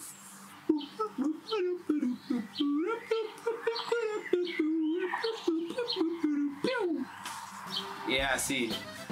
I'm not gonna sing it for you. You have to memorize it, not me. Want to speak real German from your first lesson? Sign up for your free lifetime account at GermanPod101.com. Welcome to Fun and Easy German by GermanPod101.com. Do you know how to describe where you're from in German? You're about to learn this and much more, so keep watching. Hallo, ich bin Anja. Hi everyone, I'm Anja. In this lesson, you'll learn how to introduce yourself and more in German. No matter where you are in the world, you will always meet people who are interested in hearing your story. This is why learning how to ask and answer typical questions in German, like who are you and where you're from, is essential for conversing with German-speaking people. In this video, we'll teach you how to ask and answer the following questions and more in German. What's your name? How old are you? Where are you from? How's the family? What are you doing here? What do you like to do? What do you do for a living? And why are you learning German? Let's start with the question, who are you? In German, who are you is wer bist du? Wer bist du? Wer bist du? It's not a very common question, so you probably won't have to use it that much. Instead, you'll likely ask, wie heißt du? What's your name? Wie heißt du? Wie heißt du? To answer this question or to introduce yourself, you can say, for example, ich heiße Anja. My name is Anja. Ich heiße Anja. Ich heiße Anja. And of course, you'll need to replace Anja with your own name. Similarly, you can also just say, ich bin Anja. I'm Anja. Ich bin Anja. Ich bin Anja. And again, replace my name with your own. If you want to ask about someone's age, you can say, wie alt bist du? How old are you? Wie alt bist du? Wie alt bist du? To answer this question, replace 26 or 26 with your age and say, ich bin 26 Jahre alt. I'm 26 years old. Ich bin 26 Jahre alt. Ich bin 26 Jahre alt. A question that often follows the previous one is, where are you from? In German, to say, where are you from, you say, woher kommst du? Woher kommst du? Woher kommst du? There are two common ways to answer this. Ich komme aus Russland. I come from Russia. Ich komme aus Russland. Ich komme aus Russland. And ich bin Amerikaner. I'm an American. Ich bin Amerikaner. Ich bin Amerikaner. If your home country is already known, however, you may be asked a question like, welche Stadt in Spanien? Which city in Spain? Welche Stadt in Spanien? Welche Stadt in Spanien? You can then answer the question by stating the city you're from, followed by Warst du schon da? Have you been there? For example, Bilbao. Warst du schon da? Bilbao. Have you been there? Bilbao. Warst du schon da? Bilbao. Warst du schon da? And that's where the conversation can get started. If you happen to move to a different city or country, it may be helpful to know the verb wohnen, meaning to live in. Wohnen. Wohnen. For example, if you live in Munich, you can say, Jetzt wohne ich in München. I live in Munich now. Jetzt wohne ich in München. Jetzt wohne ich in München. Now we learn how to ask about the family. It's common in Germany for one of the first questions someone you've just met would ask you to be, Hast du Geschwister? Do you have siblings? Hast du Geschwister? Hast du Geschwister?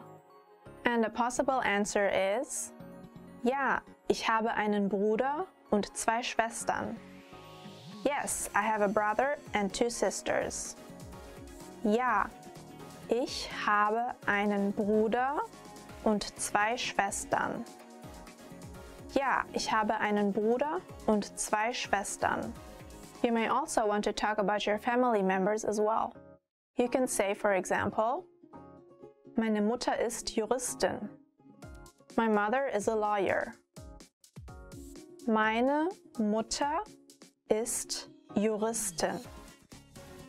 Meine Mutter ist Juristin. Or, meine Schwester wohnt in Ungarn. My sister lives in Hungary. Meine Schwester wohnt in Ungarn. Meine Schwester wohnt in Ungarn. Next, let's learn how to say, What are you doing here?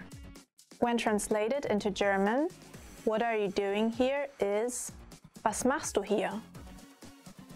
Was machst du hier?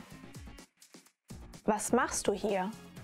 If you're a traveler, a good idea is to share the length of your stay in that city and ask for some recommendations. You can say, Ich bin hier im Urlaub, which means I'm here on vacation. Ich bin hier im Urlaub. Ich bin hier im Urlaub. And then say something like, Ich bin nur für ein paar Tage hier. I'm just here for a couple of days. Ich bin nur für ein paar Tage hier. Ich bin nur für ein paar Tage hier. And remember, as you're being asked different things, you can always kindly return the question by saying, Und du? And you? Und du? Und du? To then ask for recommendations, you can say, Was soll ich hier sehen? What should I see here? Was soll ich hier sehen? Was soll ich hier sehen? As an alternative, you could mention the name of the city by asking something like, Was soll ich in Hamburg sehen? What should I see in Hamburg? Was soll ich in Hamburg sehen? Was soll ich in Hamburg sehen? This is a great way to keep the conversation going and maybe even find out about some cool local spots. If you feel like sharing your profession in German, the following question will surely come in handy. Firstly, to ask if someone's a student, you can say, Bist du ein Student? Are you a student? Bist du ein Student? Bist du ein Student? Actually, if you look very young, Germans might ask you this as well. An important point to note, however, is that Student for men or Studentin for women in German is used exclusively for university students. Younger students are instead referred to as Schüler for boys and Schülerin for girls. But there are two more ways of asking if someone's a student. You could also say, Studierst du? Do you study? Studierst du? Studierst du? Or if the person seems to be younger, Gehst du noch zur Schule? Are you still attending school? Gehst du noch zur Schule? Gehst du noch zur Schule? To say, what do you do for a living in German, you say, was machst du beruflich? What do you do for a living? Was machst du beruflich? Was machst du beruflich? The answer to this question is simple, but there is something you need to be careful about. Normally, the sentence structure of German is the same as that of English. In particular, you're able to translate word for word. For example, ich bin ein Mann. I am a man. Ich bin ein Mann. Ich bin ein Mann. But when it comes to occupations, the article ein, eine is dropped entirely. You would therefore say, for example, ich bin Schriftsteller. I am a writer. Ich bin Schriftsteller. Ich bin Schriftsteller. Since every job title in German has a male and female version, though women would instead say, ich bin Schriftstellerin. I am a writer. Ich bin Schriftstellerin. Ich bin Schriftstellerin. If you don't want to talk about your position, you can just say the name of your company. In German, we use the preposition bei for saying you work at so-and-so company. For example, ich arbeite bei Google. I work at Google. Ich arbeite bei Google. Ich arbeite bei Google. Another question you should know how to ask is, what do you like to do? Was machen Sie gerne? What do you like to do? Was machen Sie gerne? Was machen Sie gerne? If you like to study languages, you can then answer this question with, ich lerne gern Sprachen. I enjoy learning languages. Ich lerne gern Sprachen. Ich lerne gern Sprachen. Without a doubt, you'll get people asking about just how far you've taken that interest. They might ask, wie viele Sprachen sprichst du? How many languages do you speak? Wie viele Sprachen sprichst du? Wie viele Sprachen sprichst du? You can then answer this question with, for example, ich spreche Englisch, Polnisch, Arabisch und ein bisschen Deutsch. I speak English, Polish, Arabic, and a little German. Ich spreche Englisch, Polnisch, Arabisch und ein bisschen Deutsch. Ich spreche Englisch, Polnisch, Arabisch und ein bisschen Deutsch. You might also hear someone's language ability described with the verb beherrschen. Sie beherrscht 6 Sprachen fließend. She speaks 6 languages fluently. Sie beherrscht 6 Sprachen fließend. Sie beherrscht 6 Sprachen fließend. It's a pretty formal verb, and it implies a great mastery over the languages.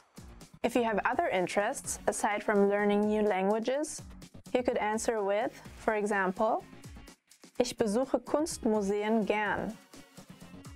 I like going to art museums. Ich besuche Kunstmuseen gern.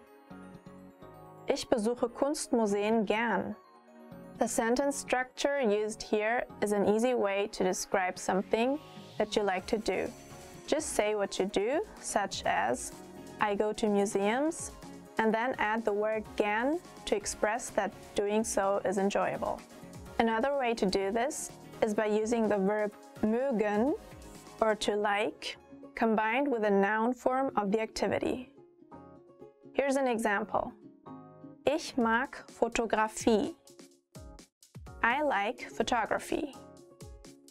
Ich mag Fotografie. Ich mag Fotografie. And lastly, something a native speaker will always ask you: why are you learning German? Warum lernst du Deutsch? Why are you learning German? Warum lernst du Deutsch? Warum lernst du Deutsch? There are, of course, different reasons as to why you want to learn the German language. In this example, let's say you're learning because your family members were ethnically German or spoke the language at home. You could then say, for example, Meine Großmutter kam aus Österreich. My grandmother came from Austria. Meine Großmutter kam aus Österreich. Meine Großmutter kam aus Österreich. But what if you're really just interested in European history, or if you just enjoy traveling around? In that case, you can use a sentence like Ich mag die deutsche Kunstgeschichte sehr gern.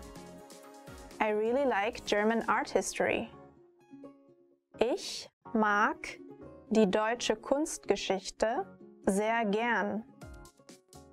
Ich mag die deutsche Kunstgeschichte sehr gern.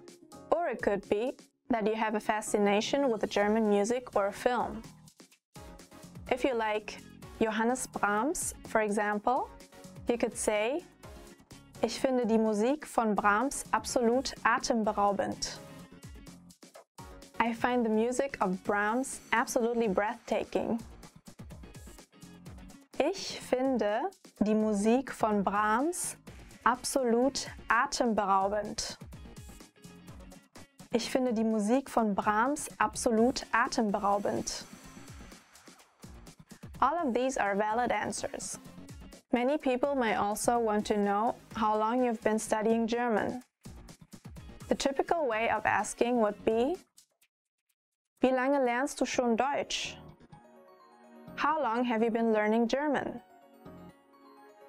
Wie lange lernst du schon Deutsch? Wie lange lernst du schon Deutsch? You could then answer with, for example, ein bisschen mehr als ein Jahr. A little more than a year. Ein bisschen mehr als ein Jahr. Ein bisschen mehr als ein Jahr. Although it might sound a bit rude in English, German speakers might then reply with Dafür sprichst du sehr gut. Then you already speak very well. Dafür sprichst du sehr gut. Dafür sprichst du sehr gut. Try to remember that this is just a compliment, and it is usually not seen as rude by Germans. And that's it! You now know enough to confidently introduce yourself in German. In this lesson, you learned the German translations and proper usage of the questions What's your name? How old are you? Where are you from? How's the family? What are you doing here? What do you do for a living? What do you like to do? And why are you learning German? Want to learn German fast with PDF cheat sheets? You can get cheat sheets for all kinds of topics: travel, hobbies, love, and much more. And you learn all of the must-known words and phrases for each. Click the link in the lesson description and sign up for a free lifetime account to get them. That's it for today. See you next time. Bis bald wieder. Want to speed up your language learning? Take your very first lesson with us. You'll start speaking in minutes and master real conversations. Sign up for your free lifetime account. Just click the link in the description.